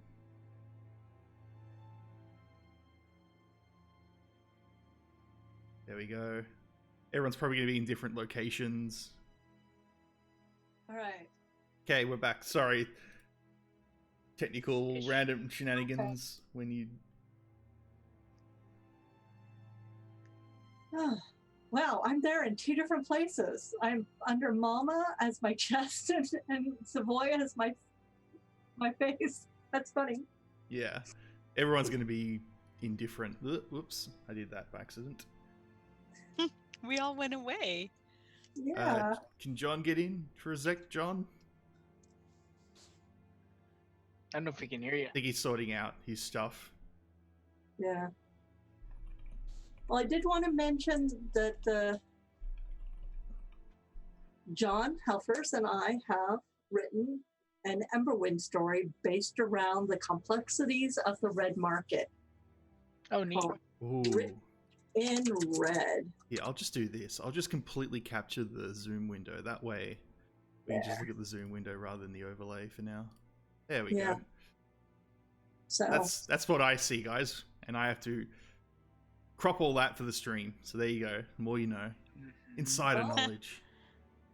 I don't see anything actually showing up yet. Oh wait, forgot to hit the transition button. There we go. Okay. There we go. Yay! Yeah, so keep going, Jen. And we'll... written in red. Oh gosh, I totally lost my thread. I think it's Marie's turn because I had novels, I had books, I had podcasts. Yeah, you've got stuff. Just we've got all the links there. We should have hyped this co-written story written in red for Emberwind too. That just went up last week, as a matter of fact. Yeah, I just posted the link. Okay, excellent, cool, very cool. All right, yes. All right. Let's see who was next. Saad, go. Okay, Sod__ on Twitch. I do production for this. Yeah, you'll see on my channel, on this channel as well. I've got. Let's see. So next week, I'm doing production for Kat Rambo's writing class online on this channel. She does like a once a month thing. It's really cool. Check it out. And then the week after that, so it's the 22nd, 23rd, and 24th, I have IAB, Emberwind, and then Hearts of Woolin. So, not busy. Which is fine. wait, that's the 21st because it's for the US people. So it's 21st, 22nd, 23rd. Yeah. Yeah. We may switch those Mondays around, but let's just. I don't mind, honestly. I know. It actually works better that way because then I don't have to like constantly wake up early because I like to wake up late and work late and stuff. But it kind of works that way, weirdly enough. And how did you like how do you think this session went? It was full of shenanigans and I loved it. I kind of feel like my conversation was like, "Oh, how you going? Yeah, how you going? Oh, I need to know something. Oh, yeah, sure, I'll do that." And that was it. Pretty much. I was just to say how it went. But it was all the memes was great. I loved it. We had a lot of shenanigans discussions in Zoom and in chat. That was fun. I hope everyone else enjoyed it. Certainly getting up to a lot of nonsense in Zoom. Yeah, Jenna, what did you think of how the session went? I was very sad that I didn't get to hear everybody else, but it was better that way. Wow, I have just realized how many different layers of things that my character is keeping that I have to remember not to tell people, and to tell people, and to keep from people, and not keep from people. So, might want to be taking some notes. I was going to say, you're taking all your notes, right, Jen? No, I don't take any notes. Look, okay. I write for a living. I don't want to take notes when I'm playing. Screw that. I know it's going to come back to bite me, but I'm really just, I'm totally dancing around. I'm going to show something on stream. I shouldn't really show you it because it's all secret notes and stuff, but I'm going to put my transition over for a sec, and you get to see my entire notepad filled with notes. This is our session so far. It's everything. And it's now gone because I can't show you it anymore. Shit, that one. There we go. That's impressive. So you got to keep notes. Even if it's like a simple notepad with just garbage, it helps so much when you're doing any type of role playing. Holy crap. Oh, I know. Oh, hey, you can see Lilu and, oh my gosh. Yeah. Because I'm doing easy, simple overlay stuff. All right. It's all broken. Right, cool. Very cool stuff. Thanks, guys. Marie, who are you? Where can people find you? What do you do? And what did you think of the session tonight? So my name is Marie Bilodeau. I am a author and professional storyteller. I have a few fun things coming up. So on the writing side, if you want to pick up the current issue of Analog Science Fiction and Fact, I have a story in it called Molecular Rage, which is road rage except with teleporters. So check that out. On the events side, I'm going to be at Word on the Street in Toronto next weekend. I'm not actually on any paneling. I'm going to be meandering like a bum. So if you want to find me, send me a message on Facebook, Twitter, my contact, whatever. Also, CanCon is coming up in Ottawa on October 18th to 20th. I am one of the co-chairs, and I am responsible for having shut down pre-registration today because I am terrible. But if you're... It's done. It's closed. There's no more pre-registration unless you send me a nice note and you're coming from out of town and you really want to make sure you can get in. We have some tickets for sale at the door, but you can always drop us a note. And also, if you're in the Ottawa region and you are into ghost stories, I will have kids and then an adult ghost story show at Petey's Point near Ottawa on October 27th, which should be a lot of fun. If you've never been to storytelling, you're missing out. And it's going to be creepy. Last year I told these like ghost stories in front of this like giant staircase with like just a few lights in, and it was really creepy and awesome. Nice. So this year I'm planning great stories too. That sounds fantastic. Awesome. And you enjoyed the episode tonight? I did very much.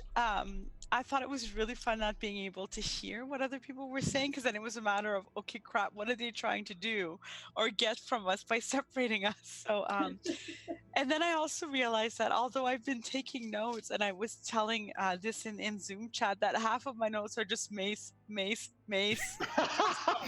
basically. It's called Mace Code. Get it? Oh. It's like mace. Mace. No, it's mace. Axe. Mace. Bow. Mace. So apparently, like, those are the notes I take during battles. I just write down like how I hit stuff. Like, it's so my notes are useless. But like, it's maces at different angles. Very important. There's some. So I decided basically that Mama just doesn't know who to trust right now. She knows there's shit going on, so she's just gonna like play her cards close to her chest and hope that she can trust her friends, because she's just revealed to them what her ulterior motive was. Because Mama can't keep it straight anymore. She just wants to get back to the skies. This is getting too much, guys. It was so much easier. You lied to some people about what shit you got on board. You just take off. Bribe the right people, and you're done. It's so easy. This is super complicated. And intrigue. Yeah, I don't know who would talk to who. So yeah, a lot of fun. This for an experiment, I think this went off really well. I That had was no idea fun. how well it was going to work, so I'm glad you guys rolled with it and played along. It was a good time. So yes, I am John Helfers, Radio Johnny Panda, lead editor at Omnivore, and also the disparate, crazy person who brought these fine folks, the Ember crew, together to play this game. And we'll be back in a couple weeks or a week and a half ish. Until then, folks, we have to say goodnight because I have to run off to another call. Yeah, go do your thanks, call. guys. Yeah, Take good care. luck. Yep. Good night, everybody. Bye, Good night, everybody. guys. Bye, thank you. Bye. Bye.